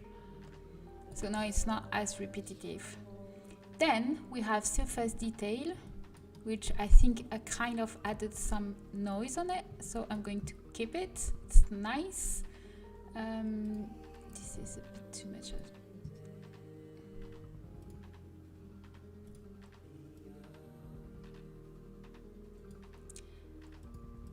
And then we have the edges. So the edges is definitely too much. So I'm going to both make it darker and probably making smaller. So this is probably a wear level. I'm going to reduce it like this. And sharpen is kind of useless, so I won't use it. Yep. All right. So now we can go back to our texture in here. So I'm going to close this file, and definitely this one is out because I fell in love with that one. So hey, and thank you for the follow, Sarah 3D. I'm going also to remove that doesn't fit. So let's remove anything that's up to here.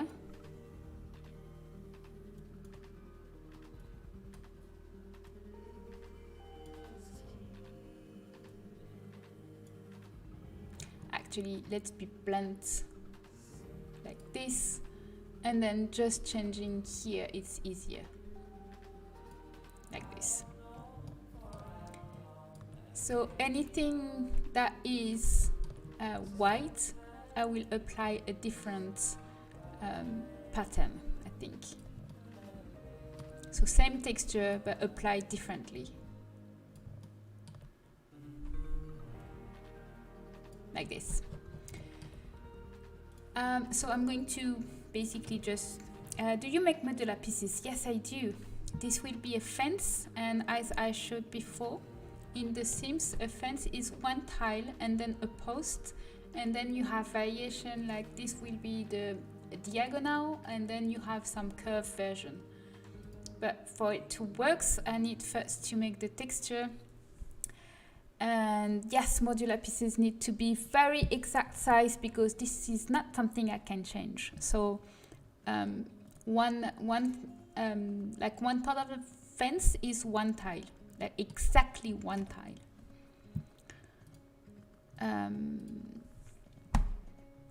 I'm trying to understand what size it would need to make modular pieces. Well, it will depend on item, but fences is one tile, because in Blender, one tile is one tile in game. So that's pretty easy for once.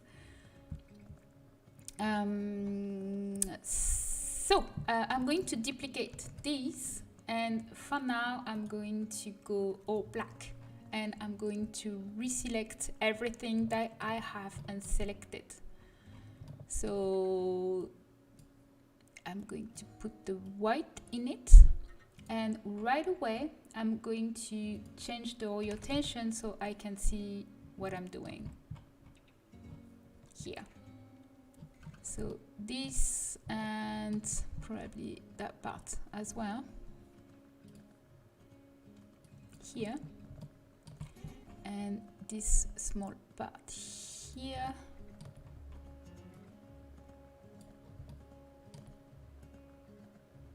But I'm not sure this will be working for what I want to do. Oh, maybe it will. Okay, let's see. And then I want, well, same. I will say all of this, and then just remove this one, because it's easier. So what I want to do is I want something less offsetted. I don't know if it's a word, offsetted. So I will basically want them all aligned like this, and I want the sealer to be smaller than that. Is it possible? Yes, no, more. Yes, like this. And I want, actually, I also want this to be more than that. It's nicer, I think, like this. And then go back to the other one. I want the Y to be more Y and less X. Yeah, like this. So now I just need to move, so I have my tray where I want. So first, I think I have one too many here. So I need to remove that one. This one was not supposed to be included, so please go, sir. And please back to that one. I think it's nicer if this one remains horizontal. I'm missing one piece. Shoot that one. There.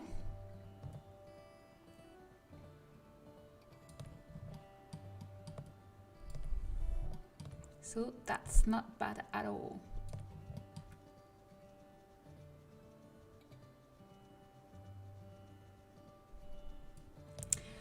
All right.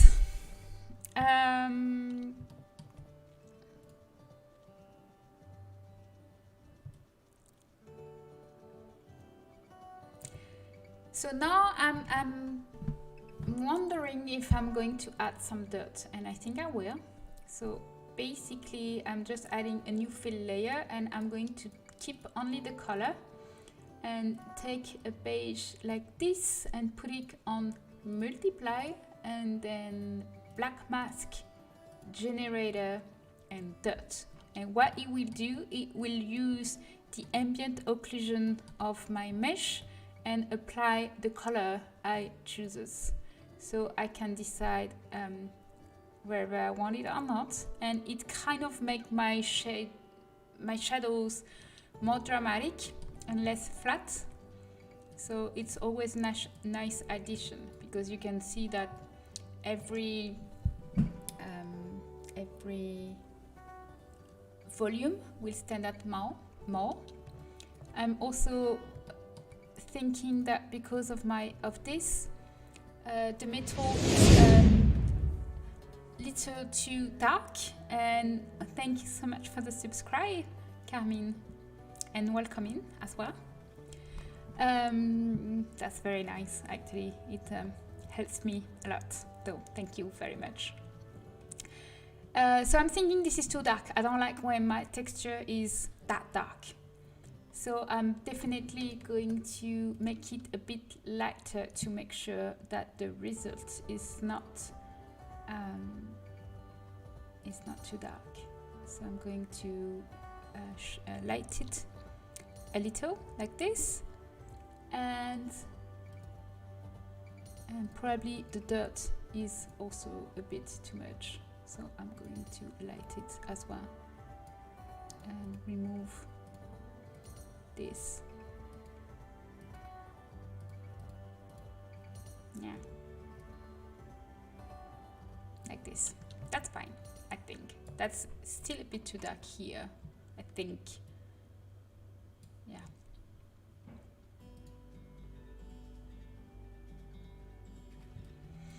All right, so just the color of the top. I'm not sure about this texture, which is maybe a bit too clean. So I'm thinking about another one that I like to use. I think it's, so usually I like the concrete simple, or I like the concrete clean. So let's try the concrete, because it looks more like, I don't know how to explain, like more, this one looks a bit polished and this one is more raw. So I just need to make it darker and it looks more like what I want, I think. All right, so let's try it. So I'm going to choose the path where I want to save my texture.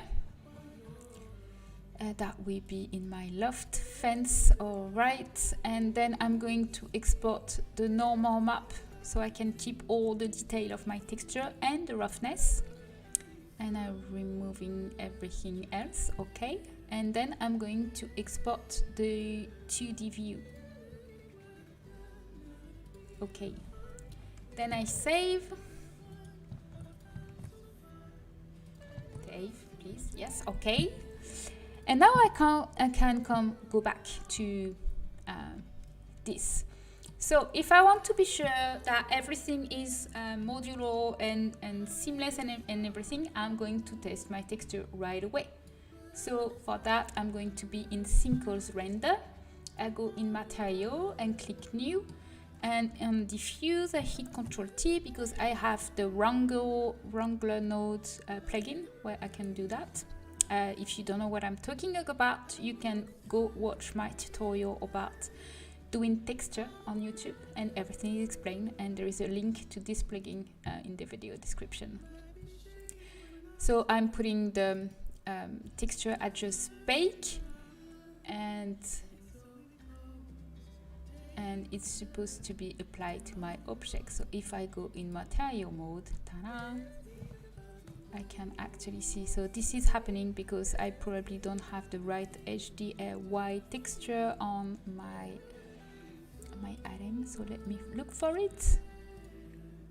It's supposed to be that one, yes. So this is the result of my texture right away. So now what I'm going to do is I'm going to modulate my meshes to see if it works. So this is supposed to be here, and I'm going to separate it because it's supposed to be separated mesh, and I'm going to duplicate this and put it here, and probably do it again. X2. Hi Vitamina, and thank you for the follow and welcome in. And I decided that I wanted to post to be every 2 tile, so I'm going to move it to GX2 like this, and again, oops, and again duplicate it and GX2. So if I go back to my texture, I can see that my texture is not seamless at all. All right, so this is what you can understand why you want to test it. And my mistake here is because I forgot that, oops, if you want your texture to be seamless, you need your texture here to be seamless. So there is two ways of doing it.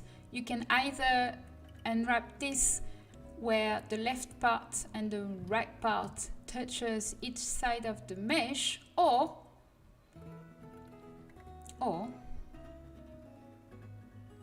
you will actually need to make it fit this to each border. But that will mean that we are going to need two different textures from this and this, because I can't make fit this texture from beginning to end in here and same in here. But this is not repetitive. I'm sorry, I'm thinking out loud, so that's probably weird. But what is repetitive is this part, not this part. So we don't care about this part. Actually, I'm going to make fit my texture from whatever sensor I just load. Yeah, it's how you learn. Actually, I should have thought about it before, but I guess when I'm streaming, I have my brain, because I'm talking, so my brain is not there. So I'm going to put this on top of here, and I'm going to put that in here.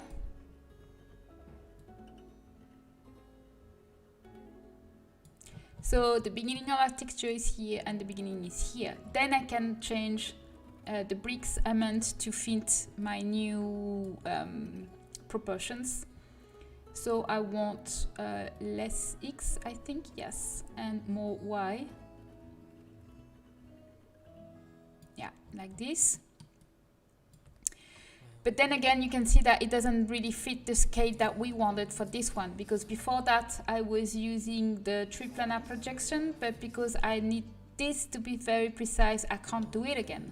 So what I'm going to do is I'm going to separate the two. I'm going to use duplicates, and I will have to rename them so I can actually understand what I'm doing. So this one will be tile brick, and this one will be post brick, and this one will be trim. I remember. The trim actually also needs to be UV projected here, because it will be a repetitive pattern. So I'm going to put it on the edge here and on the edge as well here. And because of that, I'm going to also change the bricks amount, so more X, no, less Y.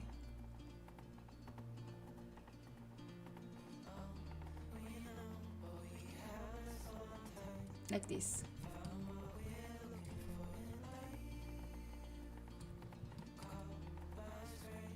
And we are lucky because it kind of still works for that.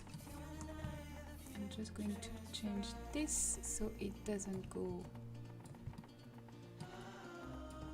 I'm just making sure I don't have any line, and I think that's fine.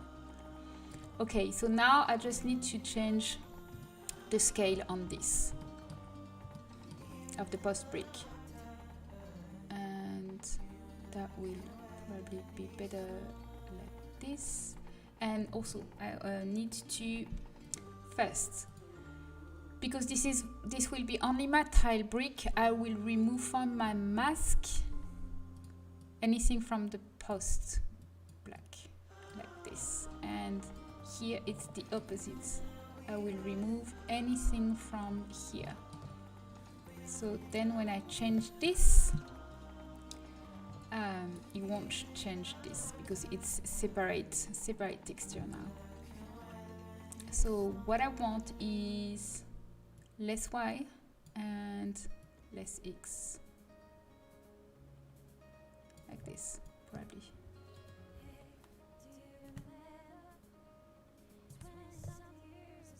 Much better. Okay. Okay, let's try again. So for now, I'm just going to export the 2D view, and if it works, I will export the normal. So I'm going back to my texture, and I'm going to reload it. And now it works perfectly. You can see that we don't have any seam anymore.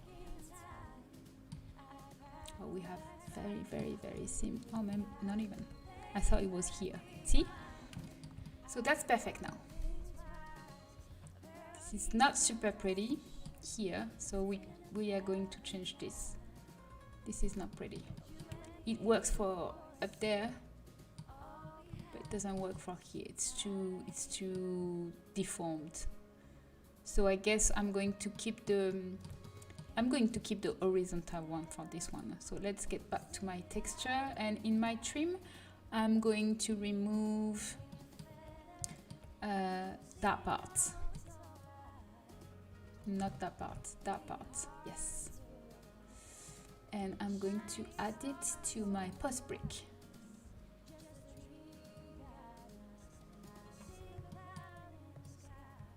It's better. It's not perfect, but it's the way I have unwrapped my my mesh, but it works for me. I could make a completely separate one, but it's definitely too much work for what I want to do, so not really worth it.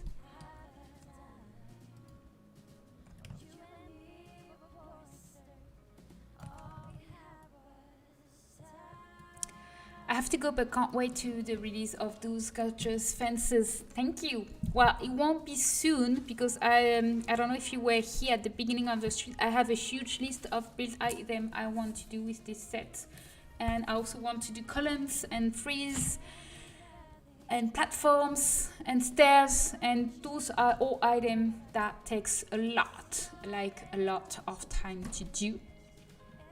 So I think I'm going to take my time, and also I want to start my advent calendar item. So this will be probably next week, and maybe next stream on Tuesday will be on build item as well. I'm not sure I will be finished next week. We'll see. Depends. Sometimes I have, because my knee is hurting, I'm missing some training, so I have more time to work on item. Anyway, so let's export the 2D view, and let's export my normal and roughness map. That makes me and my historical gameplay even more excited. Definitely take your time to make it the best it can be. Thanks so much. You're very welcome, and thank you for your support, encouragement, and for being here, because it's nice to stream and show you, but it's even nicer when you actually here to watch me do that. So now that we sure that our texture work, we are going to delete all of this because we don't need it, and now we are going to make all the variation, and that's kind of the fun part. I think most creators won't agree, but I think I will. Hope your knee feels better soon too. Thank you so much. I hope you can't wait to go back to weightlifting. So this is the pot, so I'm going to rename it 3. And now what I'm going to do is I'm going to do the diagonal one. So I'm going to create a duplicate of my one tile. I'm putting my 3D cursor to the center by hitting Shift C. And what I want to do is I want this to reach this. So I'm going to put my pivot point on 3D cursor, and I'm going to hit SX until it reaches where I want. And basically what it does is it scales from where I put my 3D cursor. So I want to scroll up to see exactly what I'm doing. Like this.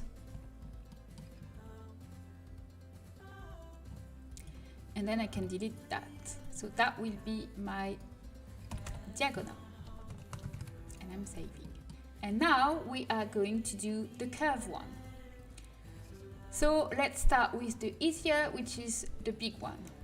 So to do that, I will need one post to each end of each of my fence, and I will need the tile, the diagonal one, sorry, because then I will need less tile to actually reach the end, and those parts can be kind of high polygon because it takes a lot, and because I will need to add some ring in the bottom of my fence so it can actually fold along the line. So if I use the diagonal, which is already a bit stretched, then we take less tile to fit the length. Hi Mitchy, thank you for coming in. I hope you're having a good day or night, depending on where you are. So what I'm going to do is I'm going to duplicate this because I don't want to touch my original, and I'm going to add some ring into everything that is horizontal. So why I'm doing that, I'm going to show you why. So let's add an array modifier. Array modifier will add any count you want just after the end of your mesh. Basically, I can create as long as I need, and then if I add a new modifier that is named curved, I can choose to follow my model. So you can see that if I let them exactly like this, it's kind of what's the word?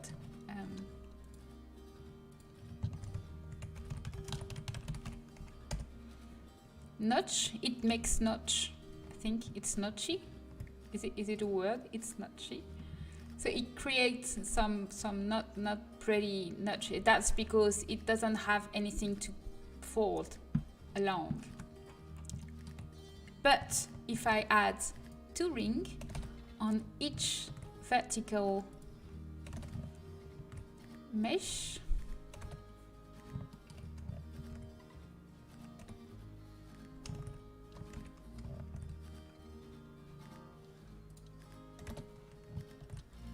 this, and because I didn't apply my array, I just need to modify the first one. It will apply on any other duplicate, then it will blend better. So you can see now that it's much better, and we still have dues, but that's because I didn't apply them. So if I apply and then remove the balls, it will remove completely, and it will be a perfect curve. So what I'm seeing is like I'm missing one more and one more. No, one less, and I'm going to stretch it like this, and then I'm going to duplicate this twice so I can put one at the beginning. So I need to put it right in the center. So just I'm going to hide it for now. Just imagine that this is the center. So I need this to be in my center, and this one to be my center as well here, and then I can bring it back. Where is it? This one. I'm going to duplicate it because that will be for after. And what I will do is first apply my array. Then I'm going to select it. So this is applying, now it becomes all attached, all real and not duplicated. And then I will remove the ball. And removing the ball is not very, it doesn't like the UV square plugin. they are not really cross compatible, so usually I have to enable the UV square or it's not working properly. And what it does is that it merge any vertices they have in double, and that what was creating the notch between it. So now you can see that it doesn't have any notch at all. It's very, very clean. And what I'm doing now is I'm going to stretch and place my fence exactly how it's supposed to be. So first you can see that my line is here, so this is supposed to be the center of the fence. So I first need to align it with it, and then I'm going to SX to extend it where it's supposed to go, like this. So beginning and the end, and here we are, we have our curve fence. So with the right tool, it's not that complicated, but you just need to make your own basic curves first. But once you've done it once, then it's easy peasy. So now I can apply my curve, and it will be the 4 one. So I can actually erase the one from before, I don't need them. And now we have to redo that for the 5 and 6. So this actually I need to merge everything. So that's the 4. I can hide it, bring back my 2. I'm going to duplicate, and that will be my 6 later. I'm going to hide it. So this one, I'm not going to use the model 4, I'm going to use the model 5. And because it's shorter, I don't need 6, let's say I need 4 of it. And I also need to add the post, so I'm going to duplicate twice. I'm going to hide this so I can see better. And this will be in the center here, and this is here, like this. And then I bring back my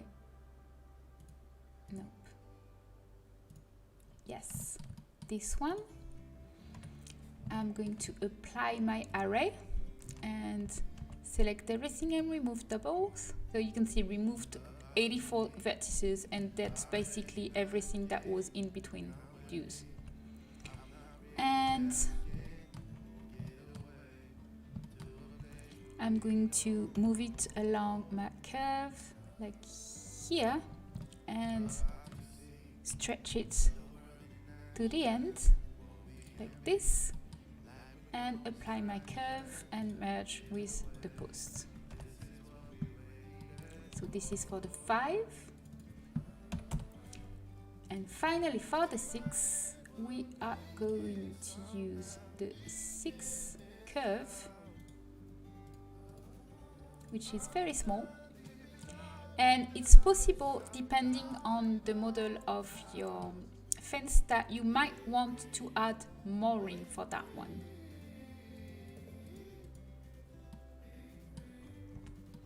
So I probably select all my rings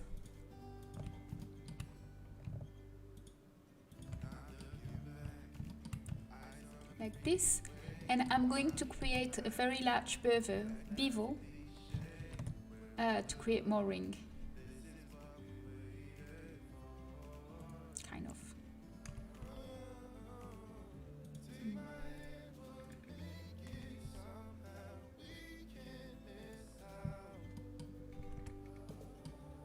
So it's better. See? So I'm applying my array, select everything, remove doubles like this, and then I also need to duplicate my post twice. I'm going to hide this so I can see what I'm doing, and put it on the end of each curve like this, and bring back my model like this. Apply, no, I first need to center it. So GY like this, and SX like this. And then I apply my curve and I merge everything. And this is 6. So now we have one tile, diagonal tile, post 4, 5, 6. Everything we need to make our fence. We're almost there. Stay with me. It's one of the easiest build item to do. Just to give you a hint of how awful column and spandrel could be. So as I explained before, the plugin from Blender to WSO, which is the format TSI use, doesn't work. They said they're going to fix it, so I'm crossing my fingers they are going to fix it, because I can't use that. I'm going to use a software called Milkshape, which is a very old software, like very old and awful. It's a paid software, even if you have to pay it only once, it's €30, but it's definitely not worth it because it's a very crappy software. But, well, it's the only one I can use. So, and it doesn't even, oh yes, it does. So this is a very crappy software, but at the time they actually made TSA Workshop, the plugin worked. So what I'm going to do is I'm going to export each mesh in OBJ. Yes, it is. Imagine if the plugin was working, I could import it right away in TSA Workshop, but it doesn't. So what I'm going to do is I'm going to export each model individually as an OBJ and reopen individually in Milkshape to export them in WSO format, and then re-import them individually in TSA Workshop. Yeah, you got the idea. So I'm going to start with one file, export OBJ, and because this is very repetitive, I'm going to be very lazy. I'm going to call it 1, and this is 2. Export OBJ 2. I told you it would be boring. 3 is the post export OBJ 3 and 4. And how are you doing today, everyone? And 5 and 6. Export 6. And by the way, since we have a very boring operation in process, if you have any ideas of single object you want in the advent calendar, you can definitely suggest anything you're thinking about, something that when you're building or when you're decorating you think you are missing from your game. If there is something, could be anything.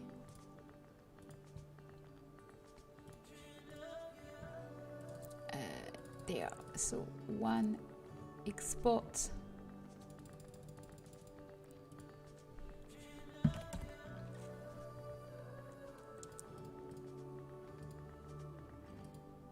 to export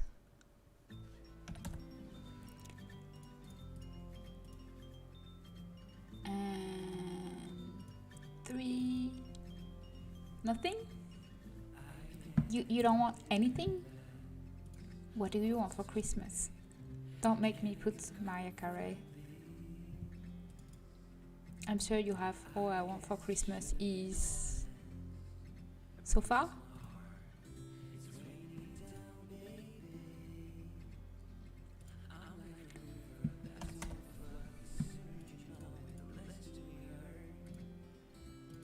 For export.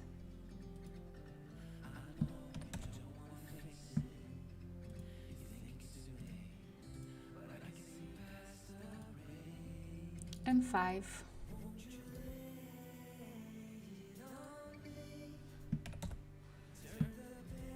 And last one, almost there. Import OBJ6. Cute decoration for the mantle or table. What is mantle?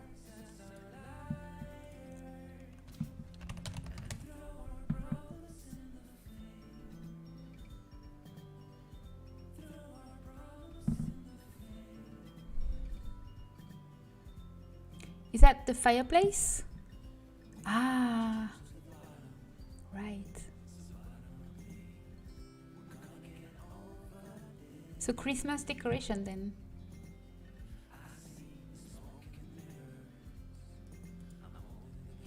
Yes, I can see here. So fireplace stuff.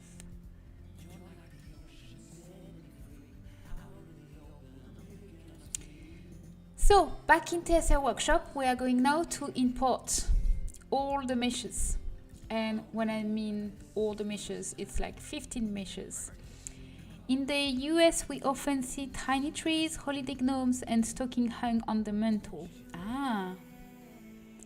I have you on the background. We're working on my own, so it feels like we're working together. Oh, I wish we could. I don't know if we can do like, I don't know, like joint streams or something. Like we could be both on vocals, because the annoying thing with Twitch is that one is talking and that's it. We can't really have a conversation. Tiny holiday houses, all that kind of stuff. Oh, that sounds cute actually. I'm writing that down. It's a good idea. I started a list of advent calendars idea of stuff. For now, I have 6. 19 more to go. So, decoration manteau. C'est le manteau de la cheminée, right? Maybe a little gingerbread house decoration.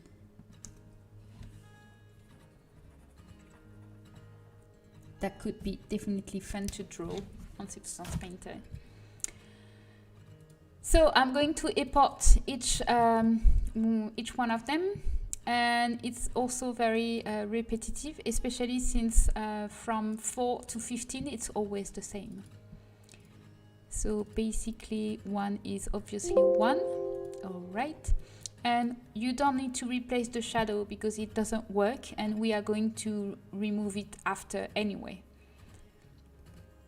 La partie décorative souvent en bois, yeah.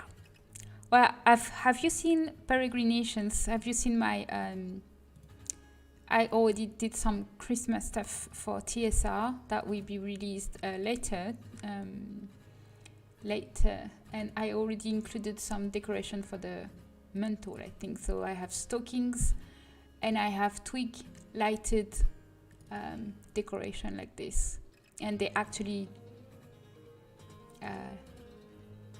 glow in the dark. I think I made this. You can see it's glowing in the dark. And I have this other one that will be released at the beginning of December. Which one? This one. Which is very, very colorful. And it also has some stuff you can put on the chimney, on the fireplace, with glitter. It's very, very glittery. Those. And you have cones and gifts and neon stuff. That's really good. I only saw the poinsettia on the stream. Yeah, you're right. Actually, we made the poinsettia during one of my stream. The plant, this plant. Anyway, I'm trying to escape from this boring step, but we have to do it. So let's finish it. Model 2 is 2. Actually, I didn't export the last one. 6th one. And model 3 is the post. All right. And the 4 is the 4, and you will have the little music each time you will import, which making it even more annoying. And usually I have my boyfriend in front of me, is like, are you done? Like, I'm sorry, and then I have to cut my sound because it's just, yeah, bring and bring. That's its magic or something. As someone who also still uses mix shape for certain things, I don't feel stupid anymore. You're not stupid. And this software is very old, I think. Bring.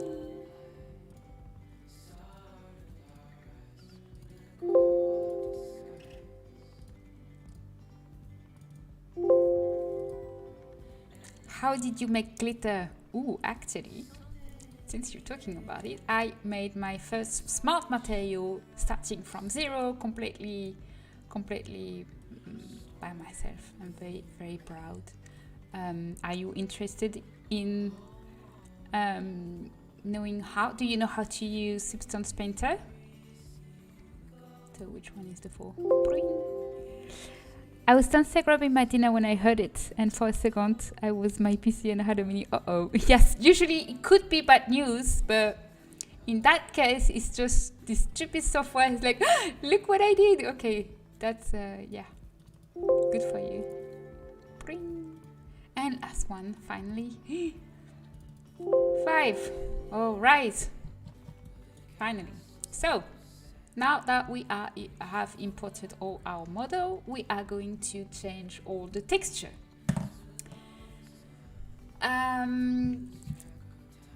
We have 2 things to do before that. We are going to resize it because I export it in 2K. Yes, I do, but I really wish I had glitter. So if you do have Substance Painter, I can actually send you my smart material so you can use it. And I'm going to show you.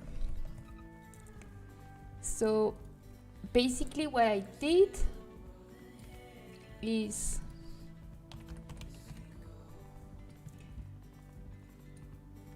creating 6 different layers, 7 with mask of gradient flakes. So this is based on UV projection, but you can actually put in 3D planner if you want it to fit whatever UV scale you have. And then also you can change the scale by changing the scale in here, but you have to change all the scale. And this is for gold, but if you want to change the color, you will have to change each color. So that will be blue, and then you can go lighter blue, and this one is even lighter blue, and this one is basically almost light blue. This one is supposed to be dark, so dark blue, and this one is supposed to be dark but not that much. And then you can have your glitter, and it will work better if you have a strong HDRY to create some stronger lighting, and then it's glittery.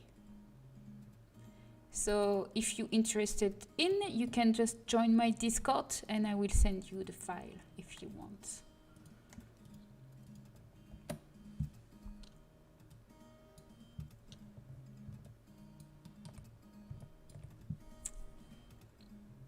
Right, where was I? Yes, so resizing the texture. So when I do my texture on Substance Painter, I usually make them 2K so I have more detail, and then I resize them on Photoshop because it's better at resizing that Substance Painter is.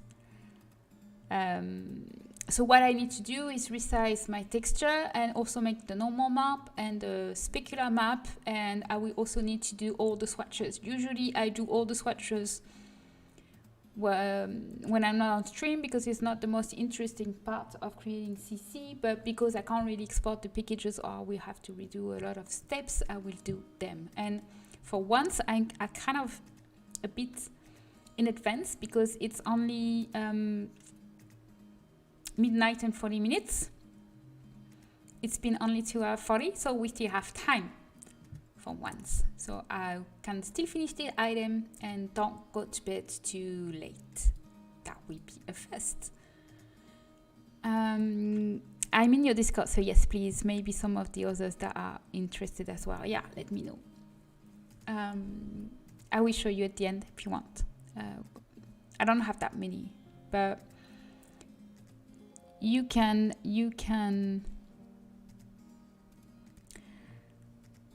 Congratulations, I just don't look too complicated. What do you mean? There is a space which is called, I think it's South. That one. That one? Yes, it's community assets shared by other people, and you have a lot of smart material, and usually the ones that are on top are like really well done, so you can use them. And there are a few of them that I'm using all the time, and that should be like the one I think I used just before, like the old Forge. I think it's come from this. So you can go on substance3d.adobe.com community assets, and you have a lot of smart and free material. I think you just need an account, but then it's free, I think. And you can download most of them. So Photoshop. So I have a shortcut to make it 1K. For the specular, I'm just inverting my oh, we have a raid. Thank you, McDougall, and welcoming everyone. I need to know what's how to do that next time I'm finishing mine. I need to read someone else because it looks wild. So hi Whisper and hi McDingle, and hi everyone who's coming to my stream. And thank you so much for joining. So for the specular map, I inverted my colors, and I have to make everything in RGB, and because this is basically not shiny at all, I'm going to put a very dark blue like this. Hello, I've never watched how this is created. This is so cool. Welcome, McDougall. Your accent is very relaxing. It sounds Western European.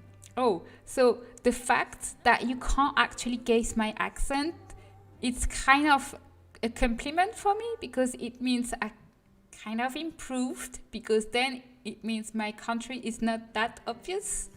Because usually, you know, people guess my country because of my accent, but if you can't get my country, I guess I'm getting better. Hopefully. Or you're just being nice. Maybe.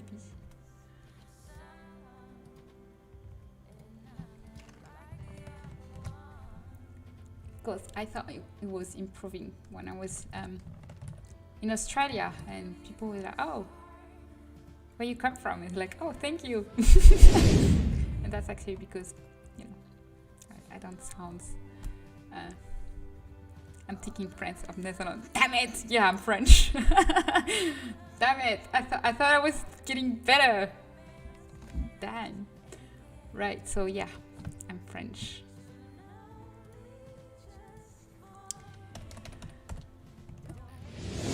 So putting it 1K, so it's not too big. I love your accent. Thank you so much, Tasman. And blue is more shine. So actually, about the specular, so I have everything on my notebook here written. Red, where is it?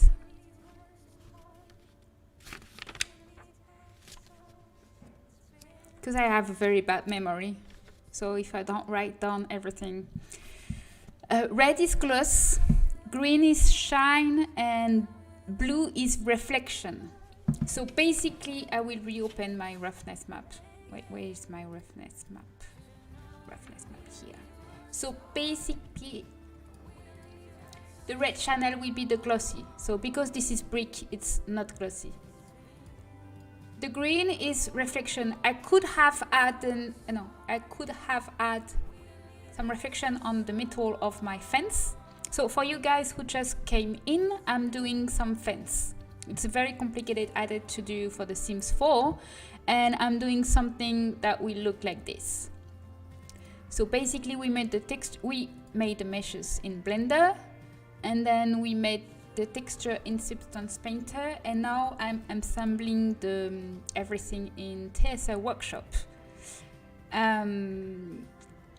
So red is the glossiness, green is the shininess. So I could have applied some green on the metal one, but it's kind of matte painting, and also the shine in the game, I really don't like how it actually looks like. So I very rarely apply it, but I do like the little reflection, but because it's dark and the alpha is actually dark, because I will actually make the alpha darker. Alpha is the strength of whatever specular I have applied to my map.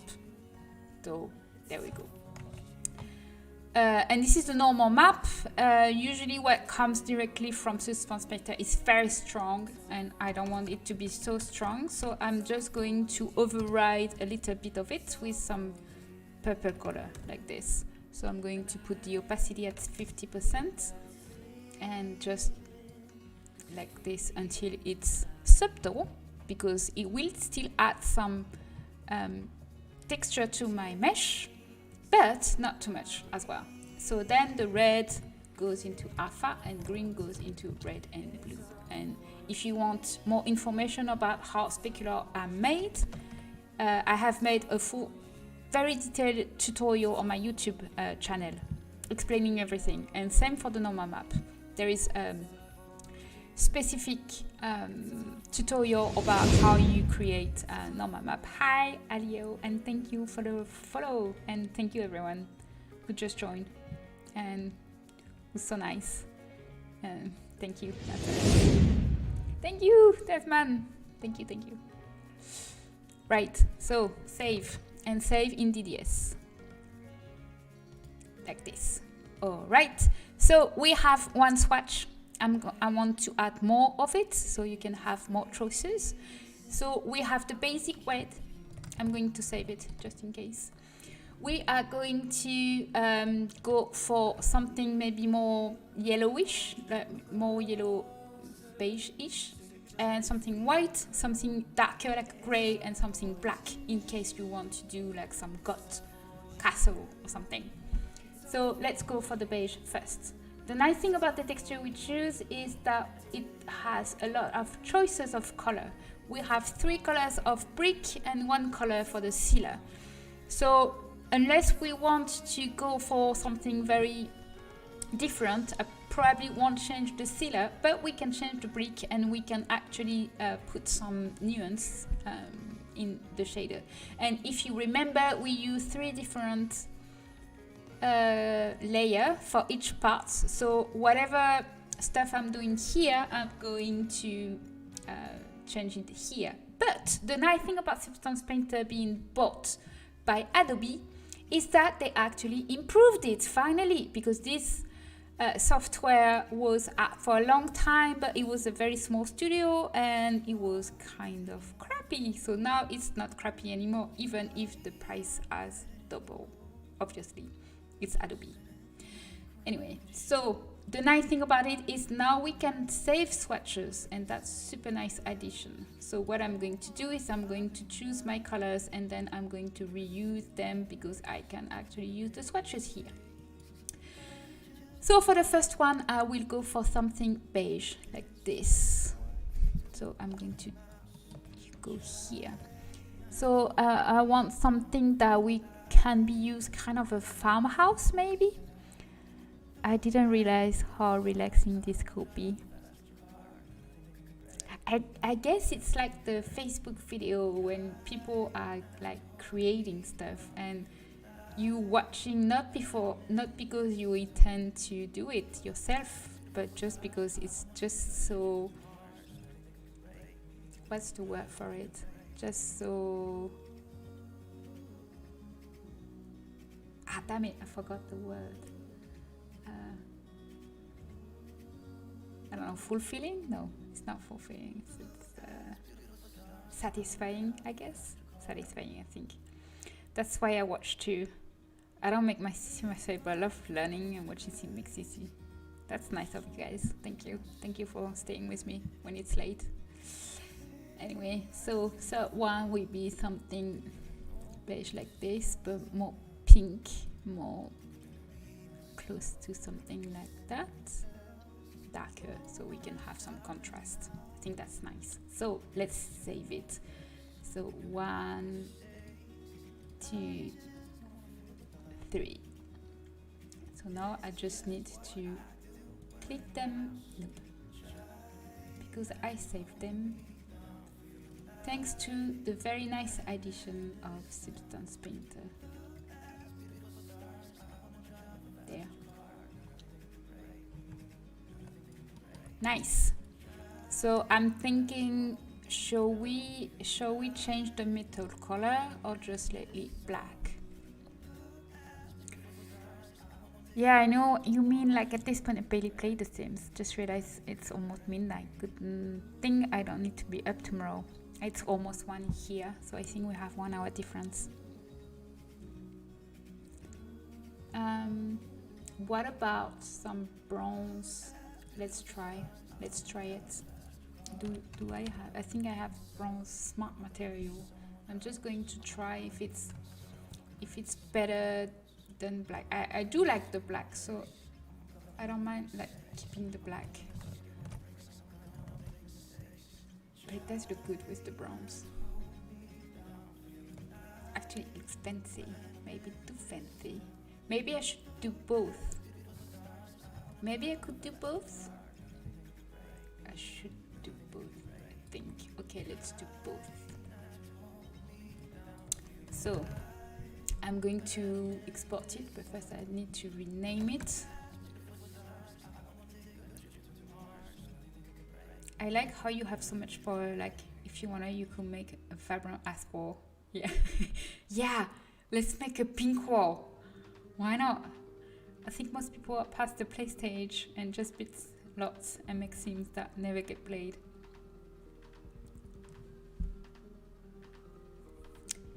Maybe like gray. Yeah, I definitely.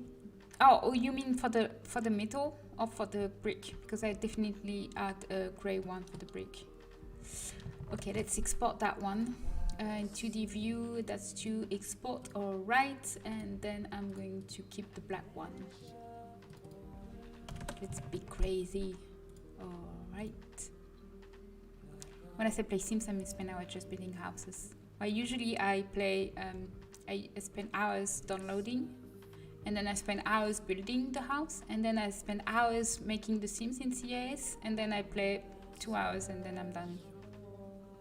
Yeah.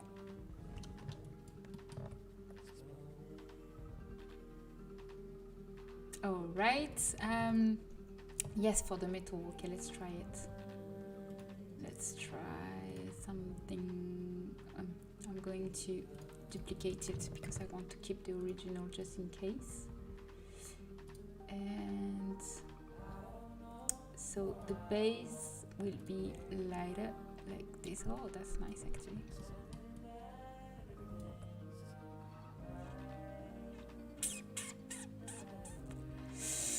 Well, the thing that annoys me with this is it means that each swatch I'm going to make, I will have to make the metal in different color. All right. There will be a lot of swatches. That's more work. All right, then. So I'm actually going to save those in folders just in case I need to go back to it. Like this. Yep.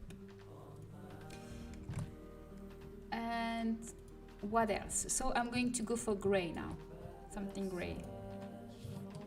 So let's focus on something like this, and this one will be darker like this, and this one darker.